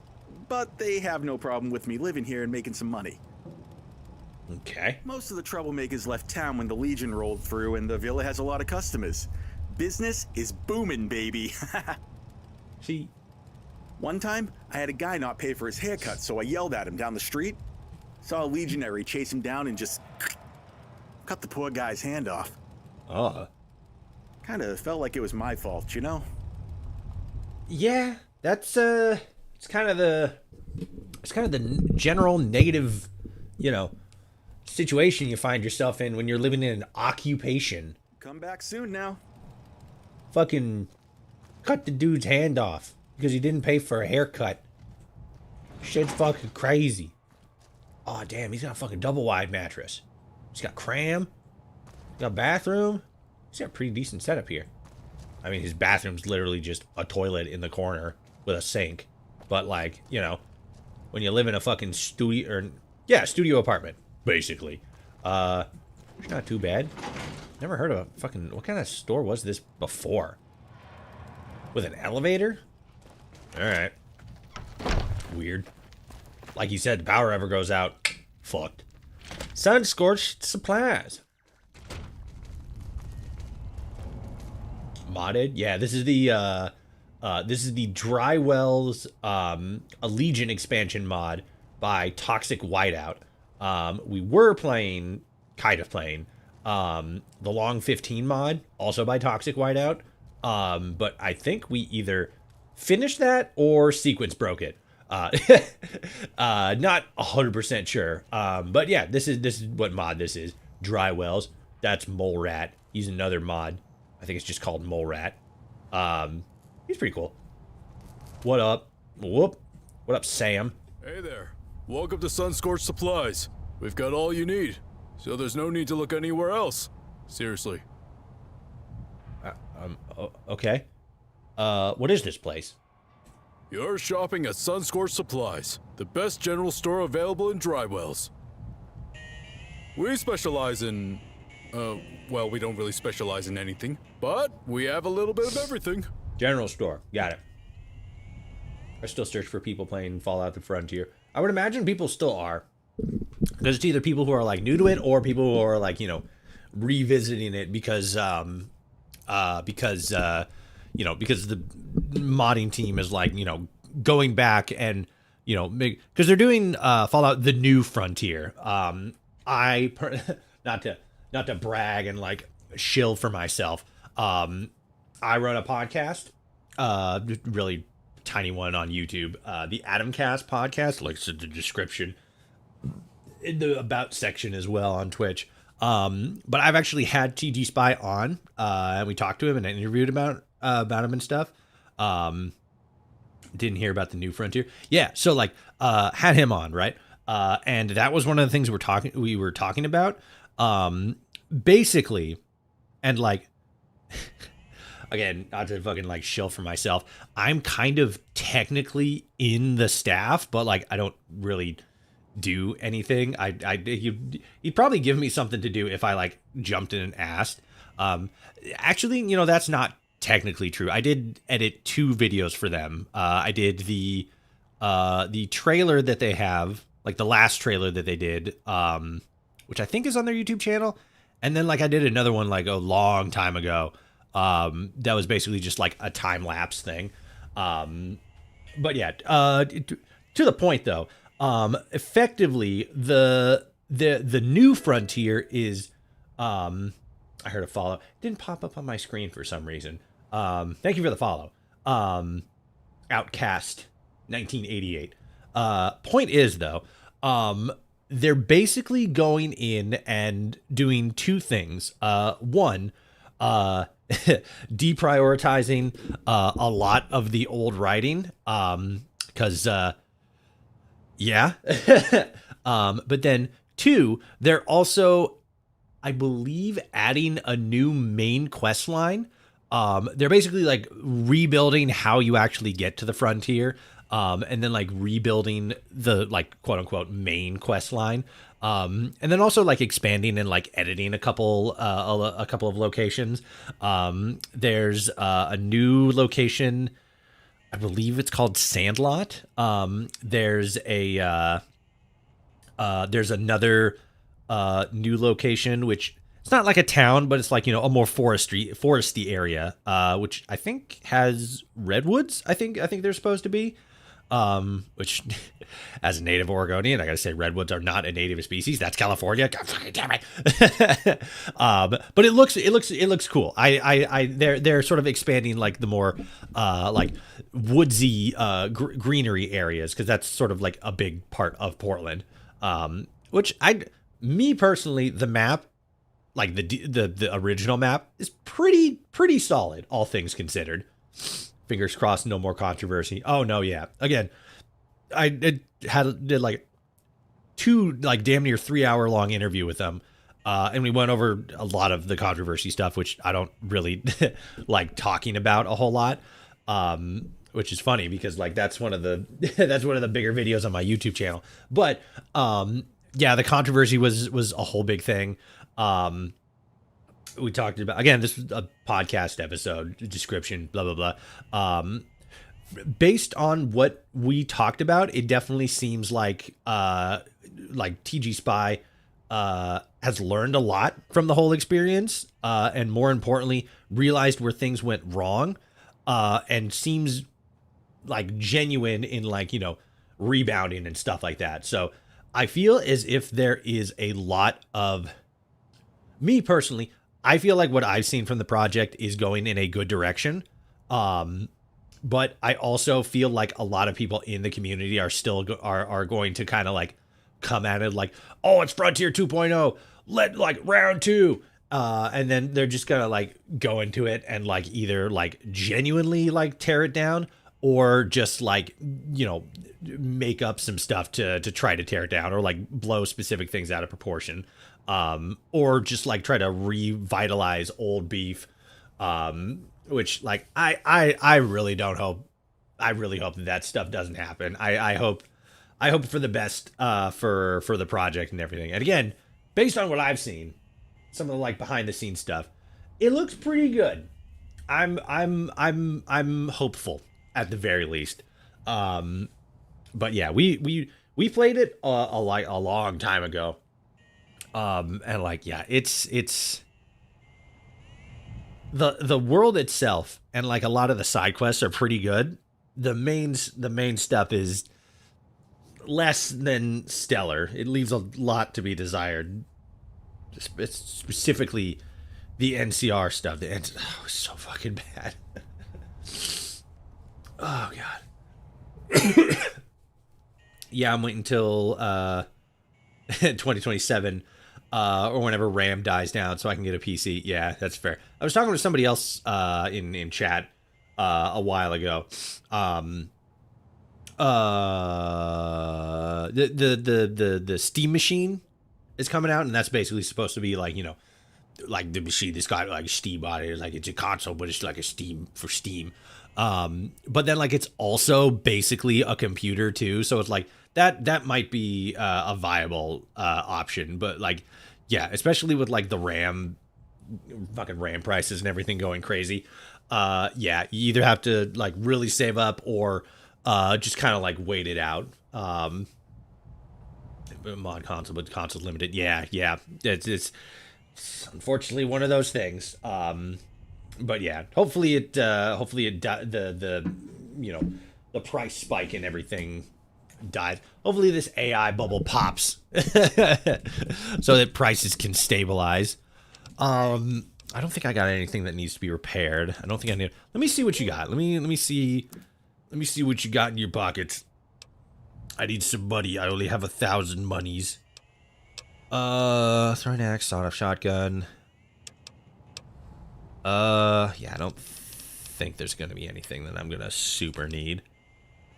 Reinforced leather armor, though. That's 10. What's mine? What do I have? 8. For 500. Weight 15. This is all weight 15. Fuck it. Let's do it. I can always fucking cheat and give myself monies later.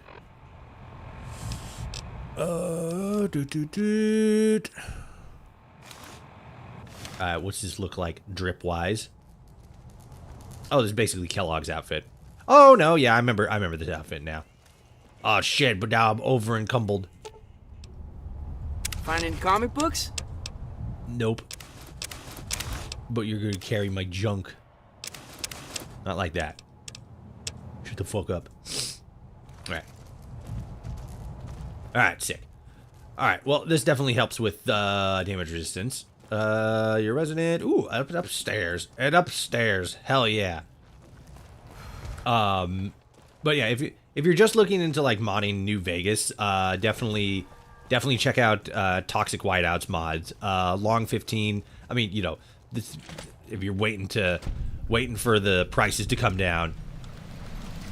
Oh, okay.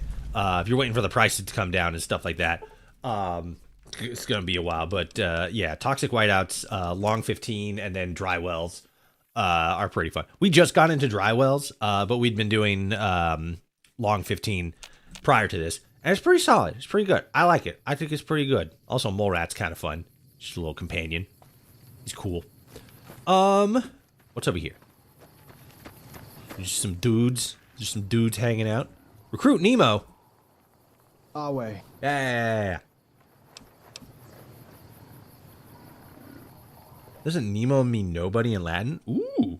Yes, very cunning. My name was given to me by my instructor as a young boy, and unfortunately, it has stuck.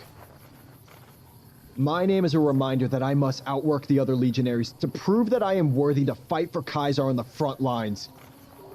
Hell yeah. May I have some water? You must maintain a good reputation with the Legion to obtain water. Improve your reputation before speaking to me again. Alright. Who are you? I am Nemo. Servant to Kaiser and to Mars. I oversee the well and distribute water to the legionaries and the subjects in dry wells. Sick. Wale. Awe. Whatever the fuck y'all say to each other. Can I hop up in here?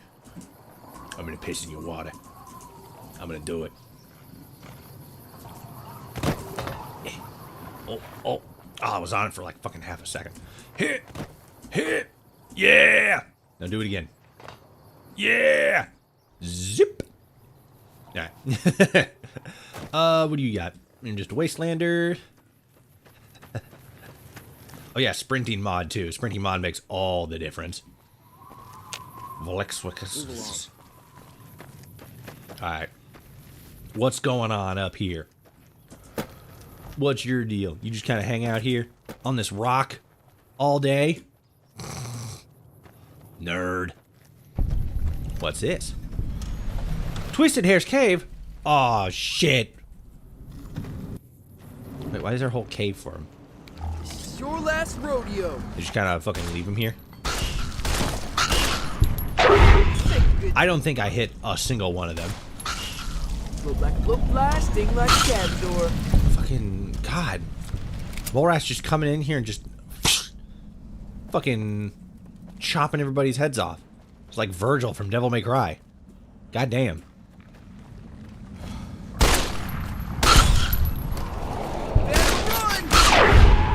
Jesus. Absolutely insane. Oop, he dead. Okay. What's up here? Oh, nope. That was it. What are you doing here? This is my claim. You trying to steal my shit? Nobody steals my shit. I was hit first. All right. Trouble? You found yourself in trouble now. Get away from my shit. Can't catch us.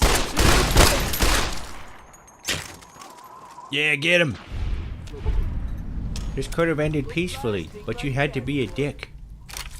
Jalapeno pepper. I don't need it. So, what is the stuff that you found? Is it this trash? This trash that nobody would ever want? Ooh, throwing spear. Ooh, hollow log. I'll be taking all those guys. I don't think I need them, but I'll take them.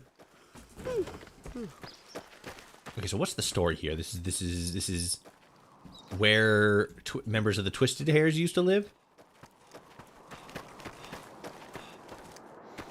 Were the Twisted Hairs based out of Drywells? I can't remember. Were they? No, they were deeper in Arizona. Right? Ah, fuck, I can't remember. God, it's been so long since I played the main story. What up, gamer? Nothing. Ooh, hello, Mr. Ortiz. Hey, looking to earn some good karma? How can I earn good karma? Can you tell me about karma? Can you tell me about my karma? It's not like that at all. I can't tell you about your karma. That's for you to figure out alone. Check. The world will make it clear, and it'll tell you about yourself if you listen. Look at the people around you. They say a lot about who you are. What's your deal with karma?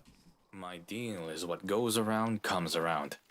What you bring into this world is what you get out of it. Ooh. If you bring chaos and hate into this wasteland, pretty soon that same chaos will start to wreck your life. If you take a look at this messed up world and try to help, the world has a funny way of meeting you halfway.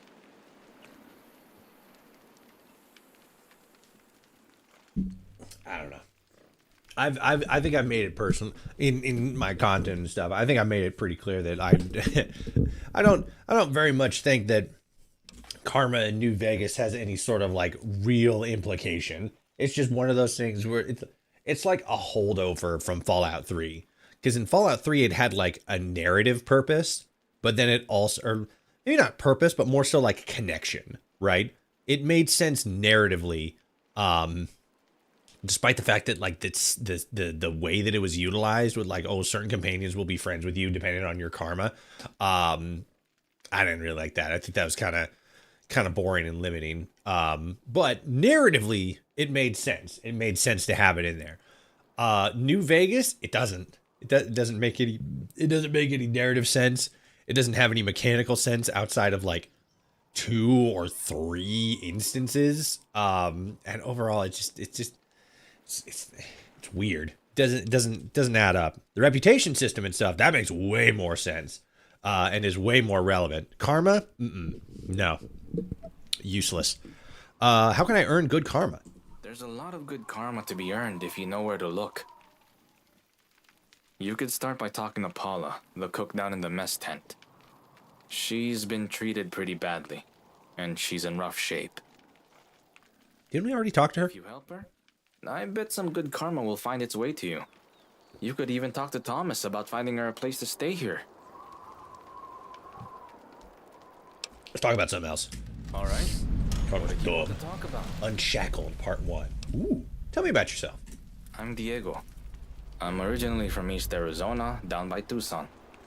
I've spent a lot of time traveling, though. Years in Mexico and Texas, too. Sick. Why have you traveled so much?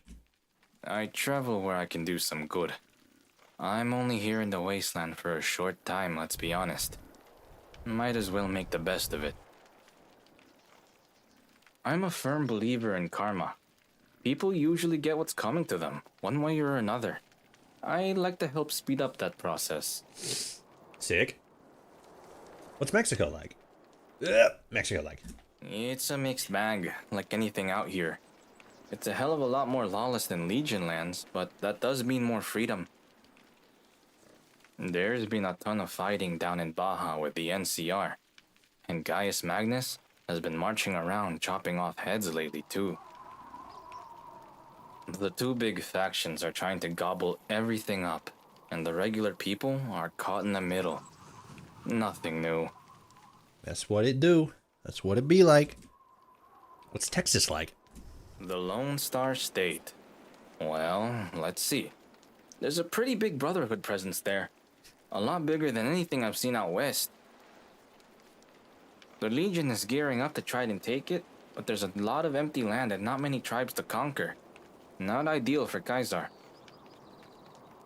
The land isn't great for farming, or really much of anything. I've heard of great cities, the Texas Triangle they call it, but I never reached it. Kaiser made a big show of conquering El Paso del Norte, the passageway to the north. Turns out it was mostly a burnt-out dust bowl. The locals abandoned the place before Legion got there, torching everything. Maybe the other great cities will have a bit more fight in them. Do we have a whole lot of like lore on Texas? I remember, which one was it? Wasn't there one Fallout game that took place in Texas? Like it was like a canceled one, or like a smaller non-canon one. Because I know that what was it? Van Buren took place in Colorado. Which is kind of why the potential direction that we're going in Fallout Prime is kind of a big deal. But then, let's see, Fallout Tactics also took place in part of Colorado. But then was that it? Did Tactics partially take place in Texas, or am I misremembering? Something took place in Texas. I want to say it was Tactics, but I can't remember. Let's talk about something else. All right. What did you want to talk about? Drugs. Let's go. Later. All right, bye, gamer. He was kind of neat. I liked him. Drywell Housing Complex. All right, let's see. That's a Villa Resident. Oh, I thought you were dead for a second. It's like, oh, dead guy. Sweet key. All right, so that's the player home you can get. Gift shop. What? Dan and Jane's odds and ends. Hey there, welcome to Dan and Jane's. How can I help you? How can I help you, you son of a bitch? What's up with the big hole in the wall? Oh yeah, I guess there is a hole next to me. Well, my wife and I wanted to get a little closer, and I was tired of going all the way to her side to use the bathroom. I'm just kidding. Hilarious. Okay, you don't actually tell me. I mean, I guess at the same time, it's a fucking like 200-300-year-old building. Fucking shit's just falling apart. What can I say? Does the Legion allow your wife to run a store? So, technically, under Legion rules, Jan isn't supposed to help run her own shop. She's supposed to be my employee or my caretaker. Uh-huh. We used to have 2 shops, mine and hers. Of course, we still live together, but she was quite the entrepreneur, her own separate store. With new management, I had to come up with a clever workaround. Did some renovating there in the middle of the store, and voila, only 1 shop now. Unfortunately, that also means you will have to do your trading through me. But I'll make sure I represent her bookshop to the best of my ability. Oh, she has a bookshop? Sick. Do you ever think about leaving Drywells? That's a tough question. I don't think so. We've had to make some tough decisions here, but Drywells is our home. Things were much worse when the Twisted Hairs were here. So much violence. The Legion is harsh, but they keep things stable. Trains always run on time in Legion territory. Heard a trader say that once. Never knew what it meant, but I really like the sound of it. That's a good one. That's a good choice for reference. Trains always run on time in Legion territory. Teddy bear with a hat. What's he got there? A shiv? Hell yeah. Where's your wife? Hello. Oh, hey there. If you'd like to buy any books, Getting some day drinking in? speak to my husband, Dan. Fuck yeah. Who are you? I'm Jan. I work here at Dan and Jan's shop. We've been here quite a long time, and this store is pretty much all we spend our time on. We're kind of homebodies. Sick. But yeah, I guess that answers my questions. The Twisted Hairs did originate in Drywells. I guess that makes sense. Yeah, God, it's so interesting to think of a place like Drywells that's sort of like an established settlement, but then also like tribal territory, to where like a group like the Twisted Hairs, a tribe like the Twisted Hairs can like exist, and they both like exist in the same breath. That's such an interesting concept. I mean, not interesting and like, oh my God, that's new and like crazy and stuff, but like that is fun to think about. Interesting. Okay. Is there anything to do around here? It's boring as shit. Nobody will talk to me, and the only people who do are either slavers or Dan Ortiz talking about fucking karma. What a nerd. Anyway, anything to do around here? Dan and I used to take walks to the river, but I heard the area isn't safe anymore. A bunch of wild animals hurt some people down there. Uh-oh. I do like the dry bar, though. Dan takes me sometimes, and they have a jukebox. Oh! Shit! Have you considered leaving Drywells? Sometimes. But where would we go? Anything east sounds lawless, and I've heard there are gangs even inside the NCR cities. Is that true? We haven't had one looter since the Legion's been here. Traders tell us bandits run wild across the river.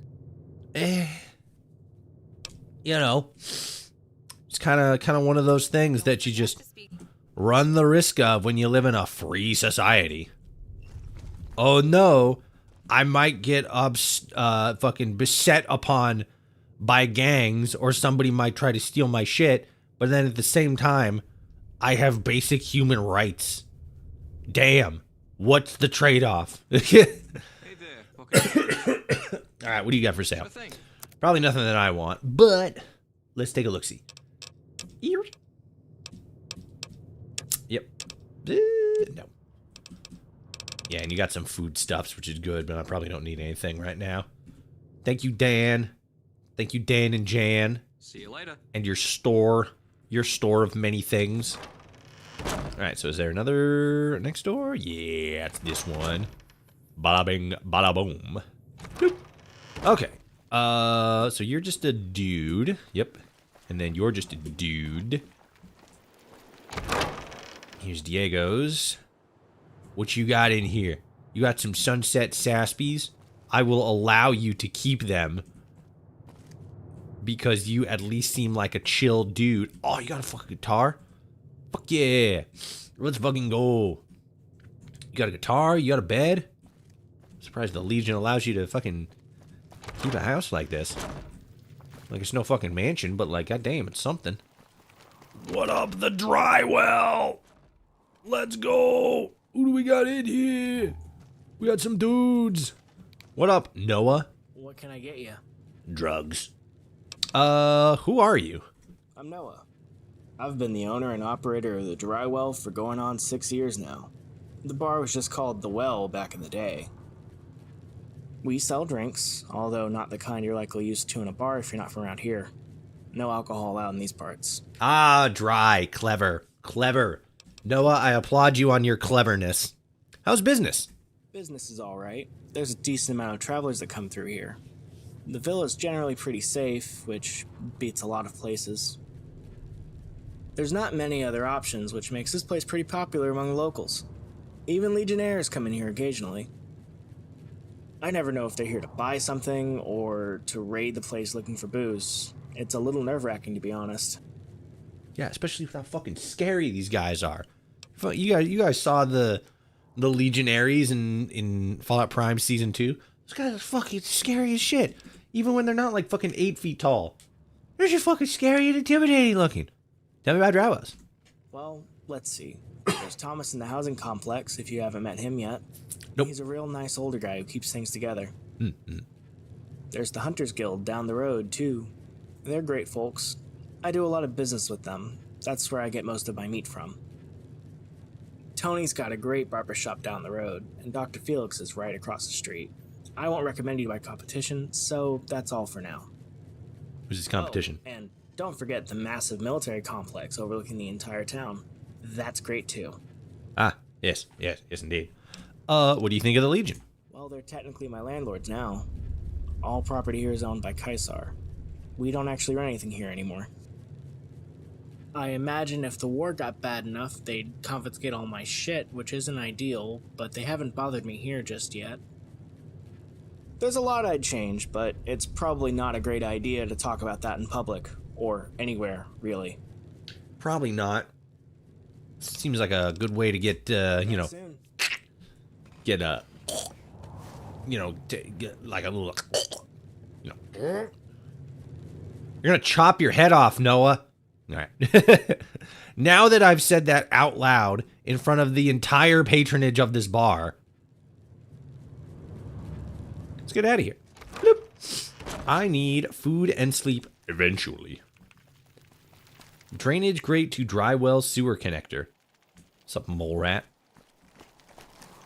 I think this is where he said that one dude was. Hey, yo, how's it going? Hello. Mrs. Sanders? Tell me about yourself. I'm Caitlin. I help Thomas run things here in the villa. I'm originally from Flagstaff, but it's been a long time since I've seen it.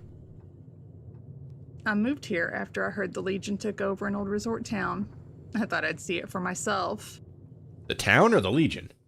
Dry wells used to be... Wow. Dry wells used to be a resort town?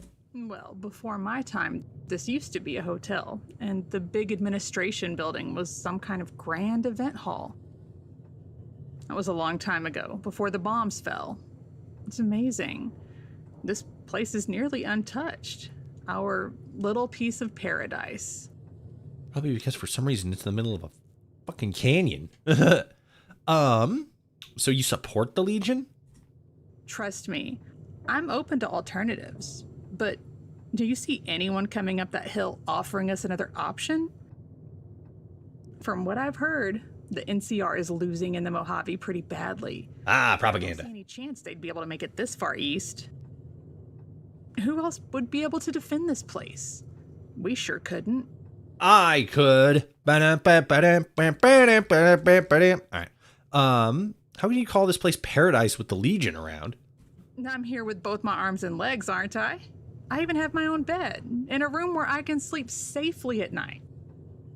Valid. I was in Flagstaff before the Legion was around. Arizona was a harsh place, full of roving gangs and tribes. This is paradise compared to that. Yeah. You ever miss Flagstaff? I miss the snow mostly. Not There's much snow? here. This place is more red than anything you've ever seen, and there's a huge crater outside of town. Ooh. There were a bunch of weirdos who used to go worship the crater, saying it was the next coming of Adam or something like that. Hell yeah, my boys! Whole church in the crater. When Kaiser found out, he surrounded it and let the Legionnaires use the cultists as target practice. Ah, bummer. Punishment for spreading word of false prophets, I guess. Best to stay in your lane. Don't cause a scene, and you'll avoid the wrath of Kaiser. Man, I am just fucking Caesar's like least favorite person. I'm a member of the Followers of the Apocalypse, and I'm a follower of Adam too. Damn, fucking, you probably have a fucking. He'd probably have an aneurysm so bad that tumor in his brain would just explode and take him out if he looked at me wrong, or he just glimpsed the sight of me. And he's just, what up, gamer? Nothing. What up, gamer? Hey there. Hey there. Can I stay here for a while? Who are you? I'm Thomas. I help run the villa. And I guess I'm considered one of the elders now. I also handle most of our dealings with the Legion. Cool. What do you think of the Legion? I think that's a pretty dangerous question to be asking in public. Keep the safety of those in the villa in mind. Kaiser has eyes everywhere. The Legion keeps our roads clear, and we haven't been attacked by raiders since they moved in. We are safe and have running water and electricity. If you want my personal opinion beyond that, I'm afraid you will not get it here. Oh, okay. What is this place? This used to be a medical clinic, it seems like. We converted the upstairs offices into bedrooms and turned it into a pretty nice place. Not much medical work going on these days, and the Legion confiscated our supplies. Dr. Felix down the road does his best, though. So you said supplies. It seems like you just turned this place into a hotel. What supplies were taken? Kind of implies that you were talking about medical supplies, but you can't have been talking about that. Goodbye. Bye. I don't need to sleep here.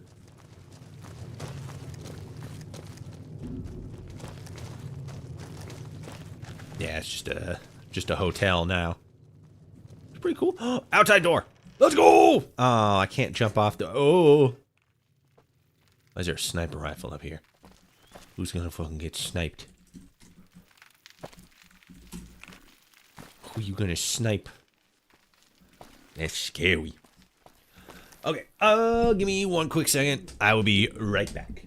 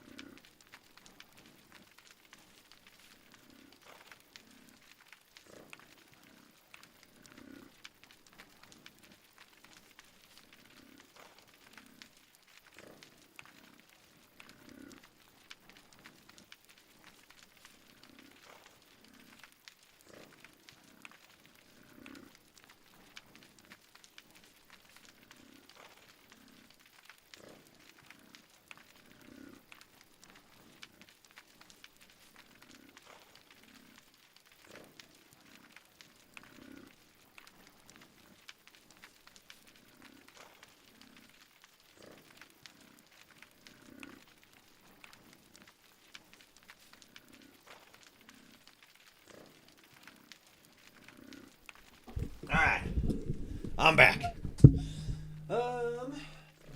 Second here. I'm all the way on the other side of the fucking room. Oh, son of a bitch. How am I ever going to return to my computer machine? Maybe if I use my arms and my legs, I can get back. Yeah, fuck. Sorry. Hold on.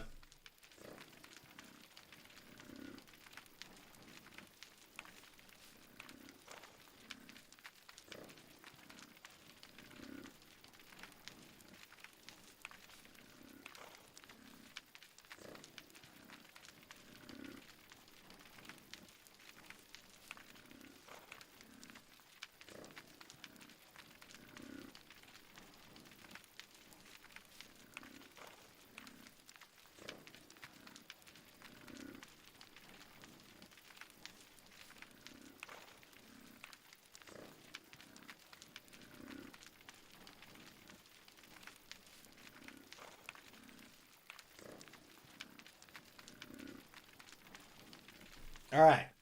Now I'm back. Okay. For realsies this time.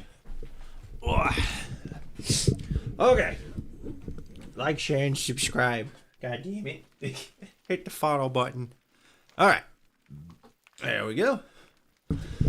Okie dokie. Let's see. Whoop. Where do we leave off? So we were over there, and this is like the hotel. Yeah, the housing complex. Wait, housing complex? Hold on. Is this just a motel, or can I like buy property and own property? Sure you can. 150 caps will get you a room. We keep this place pretty affordable for those who need it. 150 caps? For fucking... It gives hotel vibes, but at the same time, it feels like it's also like apartment kind of thing. I don't quite know fully with my brain. Let's see what's going on up here. Oh, yo, what? It's the police? The pole ice? Drywell's administration building. Can't go in there. Do. Can't go in there. Oh, it's a farm. What's over here? Hit. Where is Molrad? Oh, there he is. I was like, where did he go? He's literally right behind you. Oh, okay. All right. What's going on down here? How is the gamer zone? This doesn't seem like the gamer zone. This seems like something else. Dustfall mine. Actually, yo, hold on. Hello. How's it going? Anyone in here to talk to? Our way. Hold your tongue, wastrel. Shut the fuck up. Nobody's fucking talking to you. You bastard. Slave. The last drop. Is this that competition that the other guy was talking about? You fucking better clear out. Welcome to the last drop. What can I get you? Do you have any work for me? I've got a small job for you. The legionaries at the water well have been turning my brahmin around empty-handed. Water's obviously my top seller. I'm a one-man operation, so it's a pinch hard for me to pack up and barter with them. If you can help me broker a deal, I'll make sure to cut you in. I normally pay 200 caps or 50 denarii, so I'm guessing the price went up. Probably. What is this place? This is the last drop. Get it? Because we're in dry wells. I came up with that one myself. It's pretty good, I'm not gonna lie. We're the last stop in the area for travelers, or the first thing people see when they get here. Either way, we'll get you ready for the road. Okay, alright. How do you feel about the Legion? Are ghouls welcome here? Well, there's not very many of us, but it beats NCR territory. No bandits or fiends out here. NCR treats us worse than dirt.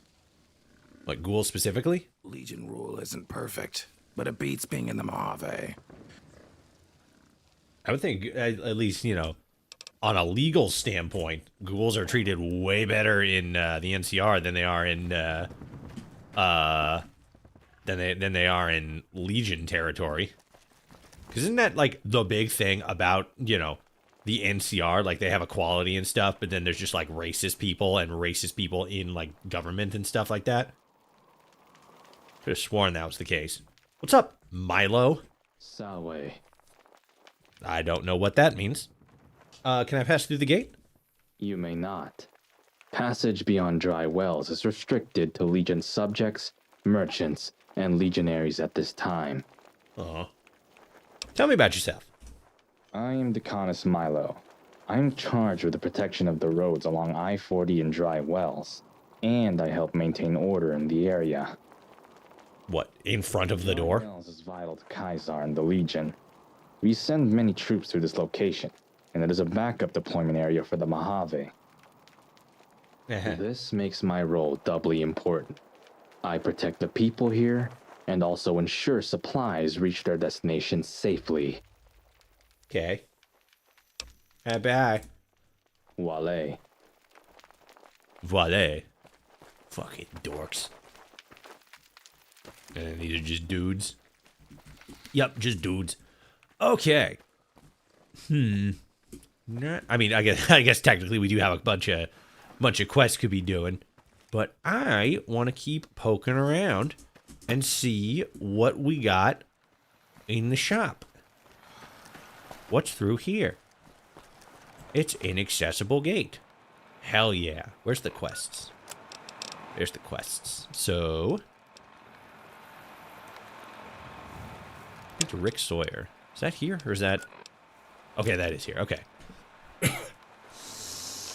Okay, so we got a couple of quests. I mean, the map's not very big, so, you know. Fair's fair.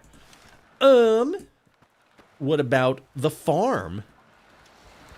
Service. Sorry, no time to talk now. Oh, okay. Corn. Hey, yo, what up? Sorry, no time to talk now. Kuno. Sorry, no time to talk now. Maya. A bunch of these guys have names. Drywell's Ranch. Watch yourself, profligate. I ain't gonna. What's going on in the farmhouse? Hola. It's me. Toshi.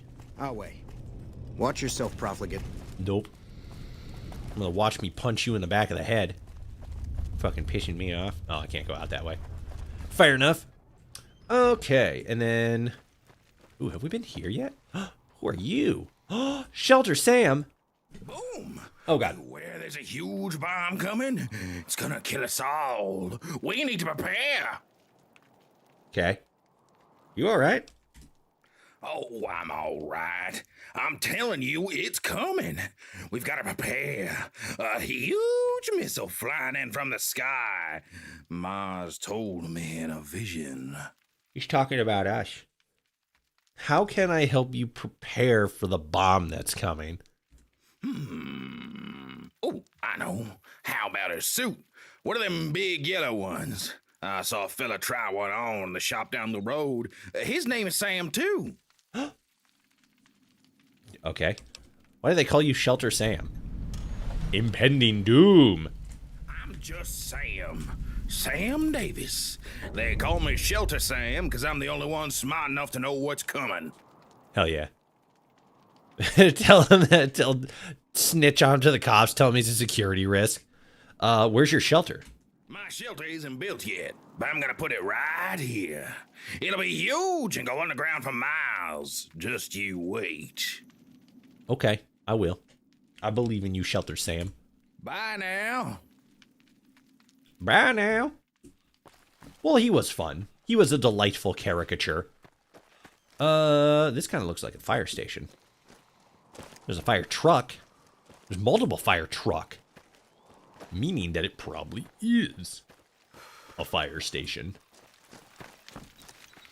Oh, wait, this is this building. Or, well, it's not this building, but it's part of the building. Yeah, because that's where that goes. Okay, so then... Oh, well, no, it's not. It's a different building. It's just behind other buildings. God damn it. I'm fucking getting juked out here. Move along. Prime Legionary. Whoops. Bro's got Fallout Prime. Or, not Fallout Prime. Amazon Prime. Yeah. And then we go in here. And then what's up here? Is it some crazy shit? Solwate. I don't know what that means. What's this place? This is the Drywell's Capture Processing Center. Any captures, soon-to-be slaves, and prisoners are sent here and processed. Ah, okay. My job is to assign them work, or assist with their sentencing if they have committed a crime. We assess the captures based on their fitness, both mental and physical. Some may be fit to throw a spear, but we would not trust to hold a gun. Fair. How can you be a fair judge to these people? What about due process? So you're one of the Legion slave masters? Yeah, let's start with that. No, nothing of the sort. The Office of Slavery is next door. Oh, okay. Come through here, yes, but only temporarily. Decanus Proximus makes decisions regarding slaves and their transport. We merely hold them here. I deal with the criminals, interrogation, and the like. I admire the efficiency of your judgment. There must be a better alternative to sentencing than a single man's judgment. These profligates are undergoing Kaiser's judgment. I carry out these sentences as his right hand, as he would wish. Let us speak of something else. Oh, okay. What is this place? He had another option. I want to run through that one. What about due process? Due process? Most of these profligates are lucky to have even a chance of being spared. They're lucky that Kaiser is so generous. He prefers that we review each case before an execution. The places these people come from offer them no such mercy. Also fair, I suppose. Goodbye. Farewell. I'm surprised he didn't hit me with a blah, blah, blah, or whatever the fuck.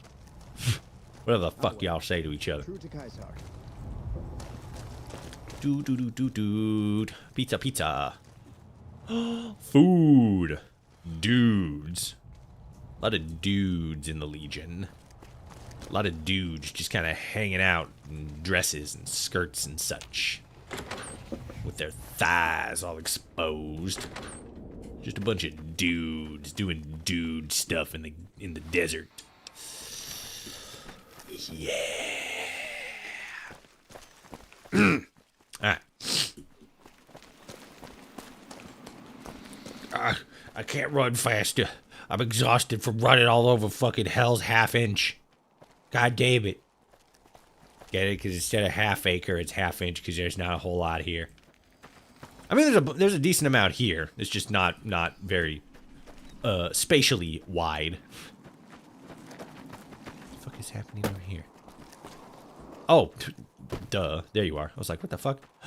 Dead ant! Yo, what up, gamer? Drywells used to have geckos all over the place. Not anymore, thanks to us. You have some crazy armor, too. I mean, it's not crazy, but like it's pretty sweet. Alright. Hunter's Hall. Member. Oh, it's a gecko. Nice. Gauge. Like Porter Gauge? Howdy. Tell me about yourself. I've been a merchant for a few years now. I'm from out west originally, but I crossed the Colorado about a year ago, and I haven't looked back. Rick and Trudy were originally my customers, but I found myself not wanting to leave after working with them a bit. The Hunters Guild has become my family, and it sure beats my family back home. You said you were originally from back west? Like NCR territory? Sure was. I don't recommend it. For all its flaws, the Legion sure has things locked down better over here. I'm not a fan of NCR lands. If you talk to any of the merchants out here, they'll pretty much all say the same thing. Oh, safe roads. Between taxes and the raider threat, it's too hard to turn a profit in NCR territory. I was about to say, well, the fucking Van Graffs make it happen, but then I'm like, oh no, the Van Graffs they're gun runners. See you later. They make their business profits in illicit ways. Trudy Lawson. Hey there. Hey there. Who are you? I'm Trudy Lawson. I was Hell yeah, you are. raised here in Drywells, and I've been a part of the Hunters Guild as long as I can remember. Sick. Tell me about the Hunters Guild. We're what most groups here wish they could be. About as free as one can get in Legion territory. We help keep the land out here free from the creatures that keep people up at night. And trust me, there's a lot of them. The Legion doesn't need help protecting the roads in the town, but there's a lot of wilds to tame and not a lot of us. What do you think of the Legion? Is that a serious question? Come on. I used to help lead this place, now I'm barely allowed to be a part of it. Yeah. They don't want me to carry weapons, they don't want to allow me to fight, and they sure as hell don't want me working. Why not leave? You know, that's a good question. Drywells has been my home my whole life. I was born just up the river. I'm lucky enough to have a better gig here with the Hunters Guild than anywhere east of me for hundreds of miles. Go west then, you goof. West, there isn't much but lawlessness and war for 100 miles either. Here I That's have fair. a roof over my head and friends by my side. Also fair. I think I'll stay put unless the Legion kicks me out or floats my body up the river. They know I'll take a few of them with me if that's the case. Yeah, that's valid. Sure. I'm really enjoying some of the meta storytelling with all this, because it's very much like... I mean, like, these people are very clearly in occupation, right? Under the occupation of the Legion. But, like, their lives are somewhat better. So they're like, you know, shit may not be going so great for, like, other people, but, like, it's kind of better for me, despite the, you know, like loss of, like, basic rights and privileges. It's very... Fucking, there's, like, a specific term for it, but it's very, like... Fuck, what is it? It's basically, like, you get secure...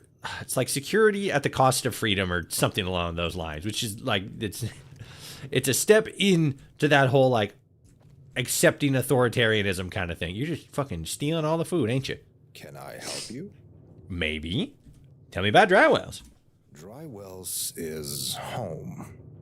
Before the war, this place was a resort town, and apparently tourists came from miles to visit. Now it's a supply hub for the Legion. They run a pretty tight ship here, and we know better than to try and get in their way. Yeah, because they'll just fucking kill you. Tourists anymore, I'm afraid. It's not all military, though. And between us and the Vila, there's a pretty sizable civilian population here. There is. It's actually kind of impressive. What is this place? This is the Hunters Guild, or what's left of it. We've been cut down from a sizable faction in the region to what you see in this building. We've been in this town for a long time, much longer than the Legion. The Hunters Guild was originally founded by my father, who passed it to me. Can I join the Hunters Guild? I'm not sure. Look, it's nothing personal, but we recently lost a lot of people and our home to a band of Night Stalkers. Oh. Call me crazy, but I suspect there might be foul play at hand. Why would a whole group of Night Stalkers attack us? How would they be that organized? How about this? I'll start you with something easy. Let you prove your worth before we give you any bigger jobs. You're gonna fucking tell me to figure out who fucking killed him or sent them? From our hunts as tribute to the Legion. And our latest shipment of food is about ready to be delivered. Sick. If you can handle a simple delivery, I'll talk to Trudy about finding you some real work. Give this to Paula in the mess tent up the road. Oh, fuck. I don't know if I can handle that shit. Good. Be quick about it, please. We are on a schedule here. Kaisar's troops aren't the most forgiving group, especially when they're hungry. Tell me more about the Hunters Guild. We help the Legion keep the critters at bay. They do a pretty good job of keeping the roads clear, but they need an extra hand from time to time. We have a few rules we have to follow. Weekly tributes to the Legion, help keep the roads clear, and no chems or booze. The last one is tough. Yep, just sunset saspies. In return, the Legion doesn't poach our members for their army, and we get to trade any extra meat and keep most of the profits. It's really not that bad, as long as you're the type that can keep your head down. Smartasses find their way onto a cross pretty quick around here. Yeah. Tell me more. Oh, are there more hunters guilds? Around here? Nope. We're the only one. Can't imagine the Legion would be happy with more of us. They can barely stand us as it is. There's other moving bands of hunters out there, but I'm not sure how many east of the Mojave. We might be an anomaly. There is the Chase Collegium, a band of weirdos from out west that hunts the bigger critters, deathclaws and the like. Chase Collegium. I know one of them used to work as a merc for the Legion, taking out lake lurks along the Colorado. If any of them are here, I imagine they won't be much longer. Kaiser tends to gobble up the smaller groups and make them kneel. Some other guy said something very similar, like. Until next time. God, sorry, my fucking face is. Called it gumdrops. It ain't gum. It ain't gum. God, Molrat, you're so right. It's not gum. It isn't. So why the fuck would they call it gumdrops? I'll wait. Hello. Hola. Here you go. Just in time. Thank you. The legionaries don't like to be kept waiting. Who can I speak to about purchasing your freedom? You're serious? You would help me? Oh, thank you so much. I've been hoping for a moment like this for as long as I can remember. Right up the hill is where you could purchase my freedom. It's the first office on the right of the road. You can't miss it.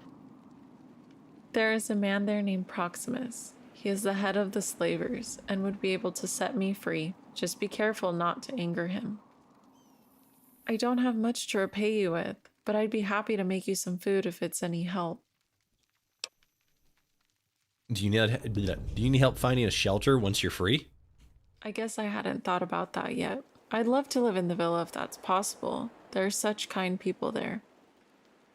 Could you speak to Thomas for me? He's one of the elders there, and I think he helps with the housing.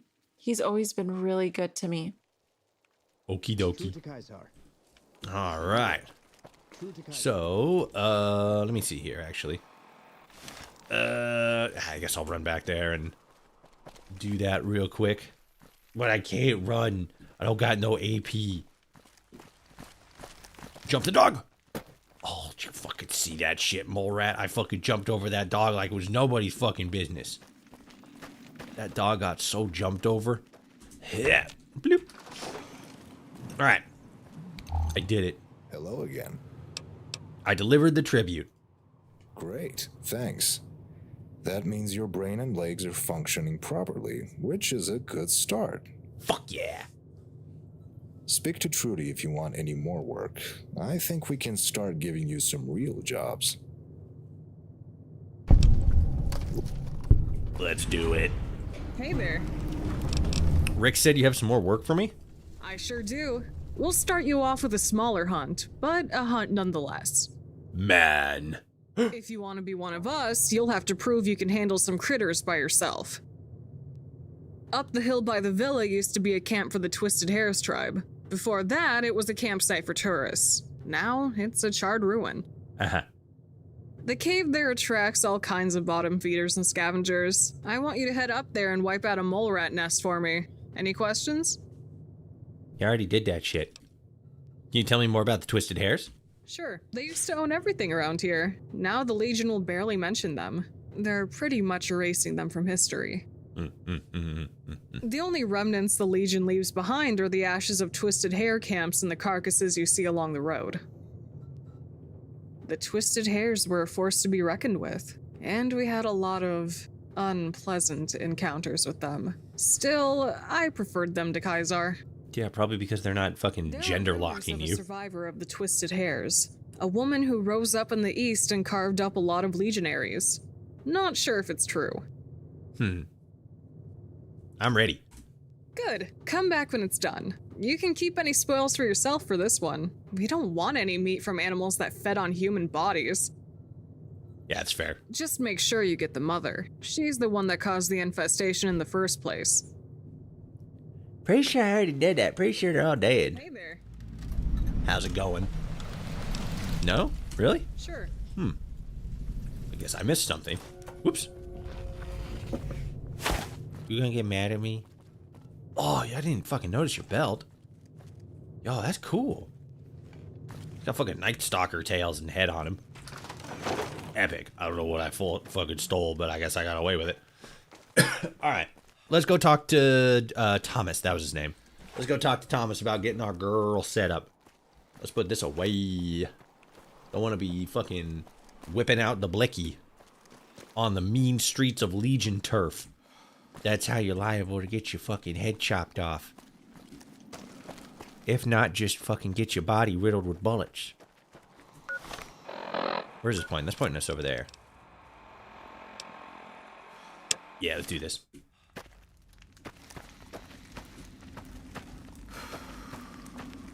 I'm coming. Sooner or later. What's it saying there? Oh, no, yeah. Alright, so let's go in here. Talk to what's-his-face. Be all like, hey, yo, what up, big gamer? Hey there. I've been helping Paula gain her freedom. Would you be open to her staying here? What a wonderful thing to do. Paula sure has a talent for cooking, doesn't she? Never lets anything go to waste either. Tell Paula we would welcome her here with open arms. As long as she's a free woman, there shouldn't be any issue. Shouldn't be. Hopefully she can find it in her heart to help us in our kitchen, too. We don't have anyone worth their salt in there. No pun intended. Ha, salt. Goodbye. How long are your teeth? How long have you been baked out of your mind? What kind of question is that? I don't know how long my teeth are. Probably the same length as everybody else. Or did you just learn the phrase long in the tooth? The colloquialism for agedness. Is it here? Now I gotta remember where this dude is. He's right there. Yeah, this is it. Toshi, it was like fucking 20 minutes ago. Shut up. What is it? What is it? Your head slave Paula, speaking of another... Jeez. I'd like to purchase Paula's freedom. Why would you want to do that? She's quite useful. I'm not sure. I think you'll need to provide something substantial for her. Like a kiss. Since you're not from around here, we'll trade in your currency. 400 caps or get out of my sight. Your choice. 400 caps? That's not very much. Is not a reasonable price for a single slave. God, I'm so fucking close on that one. I don't have the money right now. I don't think I have the cheat code. I don't think I have the cheat machine in this one. No, because that's just like normally to the top. Our way, true to Kaiser. Dang.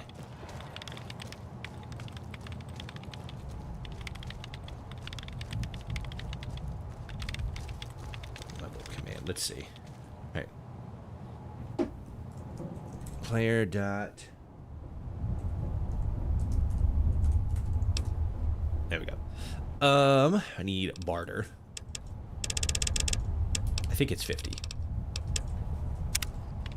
What is it? Hey, you know how I like literally 5 seconds ago wasn't super good in barter? Now I am. Caps are as valuable as denarii. They're standard currency across the Mojave. 200 caps. Denarii are a symbol of our power and order. Caps are not. I suppose I may be in the Mojave soon anyways. Fine. 200 caps. Sick. Discount. It says in the law that if your teeth are more than 3 inches, then it's legally required for you to get beat up. Yeah, it's true. It says so in the Bible. In the Bible. Sorry, I misread that. The Bible. This is the Bible. You question the word of the mighty Jimmy? It's been a pleasure. You may let her know she is free to go. Or don't tell her. Not like I'd care. Yeah, just kind of fucking prank her. Wale. You know, like, oh, yeah, like, come back a year later, like, oh, did I not tell you? You're free. You've been freed for like a year. She's like, what? Hello. All right. I purchased your freedom from Proxima, and Thomas has a room for you in the villa. Thank you so much. You have given me my life back, and you gave me a place to live. This is beyond anything I could have ever dreamed of.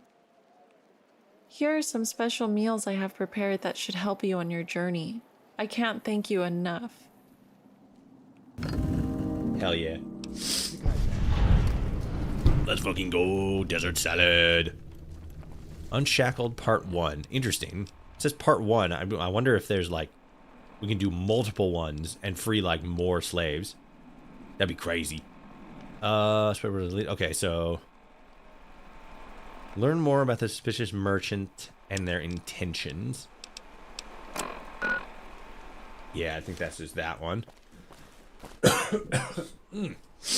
But for the time being, I think we're gonna have to pick that up in a future stream, in next week's stream, because it's about time to start wrapping things up here.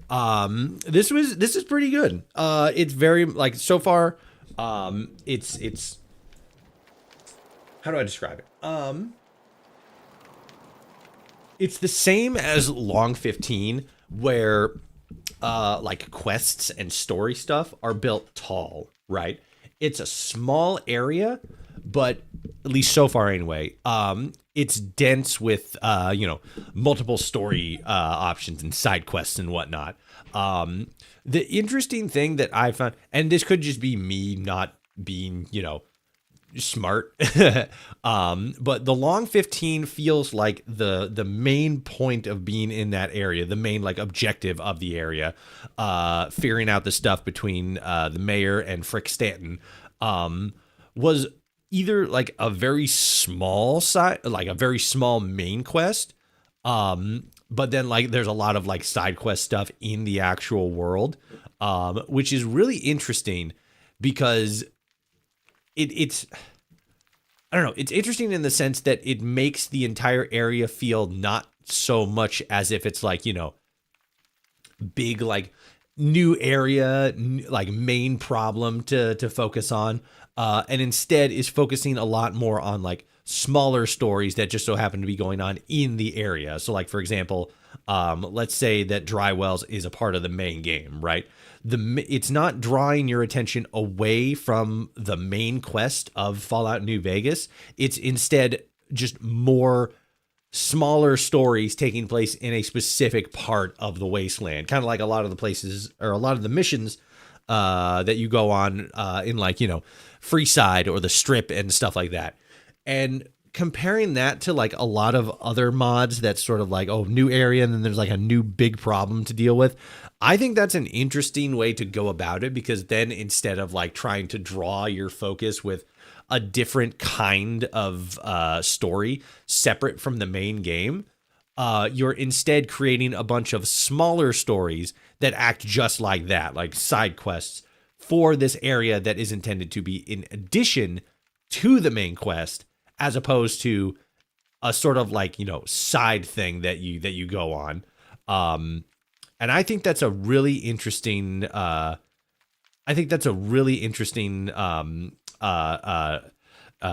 style of mod creation. I think so many people are like, oh, like let's make like a whole DLC for the mod and stuff like that. They're like, no, sometimes you just the serviceable thing is just to create an area that has some interesting stories in it, not to create like a whole new DLC.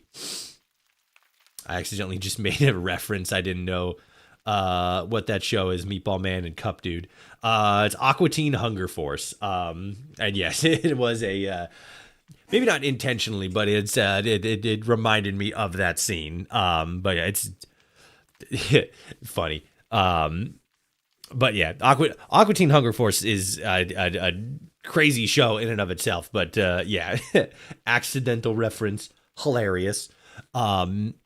But then yeah, as far as like Drywells and then Long 15, Drywells very much feels like it's that sort of idea to where like it's not like there's not like a main story going on. It's just a new area with side quests and other things going on, like on top of the main game.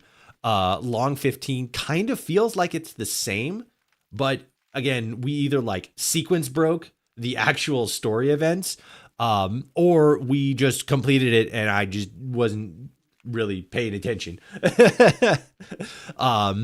Either is a possibility, but I still think that style of storytelling and world creation is very interesting because it puts so much more emphasis on those smaller stories that, you know, make the world space more interesting.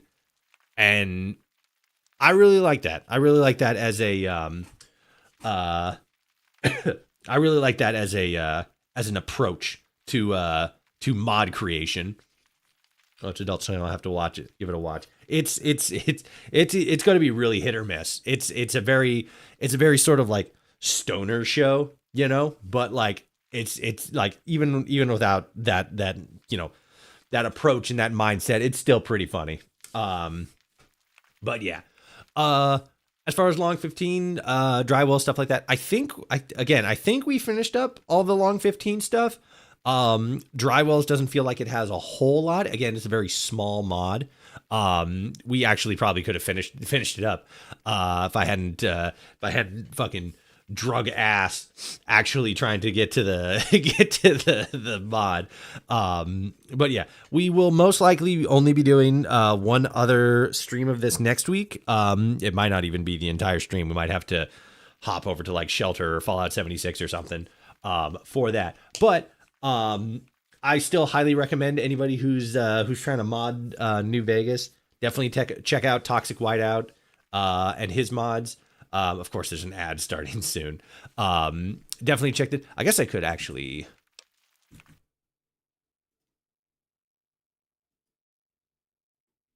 No, I can't. At least it doesn't say I can. Oh, it already started. That's why. There we go. Man, that was a short timer. I thought those were a little bit longer. But yeah, I definitely recommend it if you're a fan of if you're looking to mod Fallout New Vegas. I would definitely recommend Toxic Whiteout and his mods, the Long 15 and Drywells. They're not, you know, massive like story add-ons or anything, but they add new unique locations that are tied into the main game that help flesh out a specific part of the main game. And the individual locations themselves have unique and interesting, you know, things to them. You know, the side quests and stuff like that. So it's one of those things where like it's like main game plus or vanilla game plus, which for me personally, I like a whole lot more than, you know, mods that like, oh, like add like whole new locations or like all these like crazy stuff like that. You know, those mods in of themselves, like world space mods and stuff like, you know, New Cali, Frontier, those are also fun, but I like stuff that enhances the main game itself, in my opinion. All right, looks like we're back from ad break. Hello, everybody out there in Twitch land. Thank you for reappearing in my visuals. Yeah, as I was saying, if you're looking to mod Fallout New Vegas, I definitely check out Toxic Whiteout and his mods. I really like them. They're not super giant, you know, quest mod add-on stuff, but they make the events in New Vegas a bit more interesting because, as we talked about previously in previous streams, Drywells and Long 15 exist to give that scene in Lonesome Road where you're like at the nuke. after, chit-chatting with Ulysses, and you have the option to nuke either Dry Wells or the Long 15. These are supposed to be those locations. So it's meant to, give you a little bit more to think about in that specific decision, which I think is just a great way to approach design for a project like this. If you want to hear more from Toxic Whiteout specifically on the development of these mods, and just a lot of other creative processes that he has in his mind, we actually have an interview with him on the Adamcast podcast, which you'll find the link to in the description. If you're watching on YouTube, if you're watching on Twitch, it's going to be a tab, a panel rather, right below the stream. It was the second to last one. We have a new one that just went up today. Court, YouTuber Court, who did the Rebuilding the Commonwealth series. Incredibly popular, really popular, really great series. But yeah, check out the podcast. Socials are in the description: Blue Sky, TikTok, YouTube, Twitch, all the good stuff. And yeah, this is it for Fallout Friday. We'll be back playing Fallout specifically next Friday. We will be back streaming tomorrow. Most likely 4 p.m. Pacific Standard Time. We'll get back in and we'll do more Outer Worlds, Outer Worlds 2, and then Sunday we will be back for more Outer Worlds 2, 2 p.m. Pacific Standard Time. I thank you all so much for watching. If you enjoyed, like, comment, share, subscribe, hit the follow button, all that good stuff. I hope you all have a good night, a good day, good evening, good whatever. Drink water, eat a good meal, get plenty of rest. The weekend's here. Let's have some fun with it. All right, guys. I hope you have a good one. I will see you all tomorrow. And until next time, enjoy your time in the wasteland, because there's a lot of cool and crazy and goofy mods and stuff. Can't wait for Fallout Prime Season 3, but I'm sure we'll talk more about it tomorrow. Goodbye, everybody. Good night. Drink water. Go outside. All right, bye, everybody.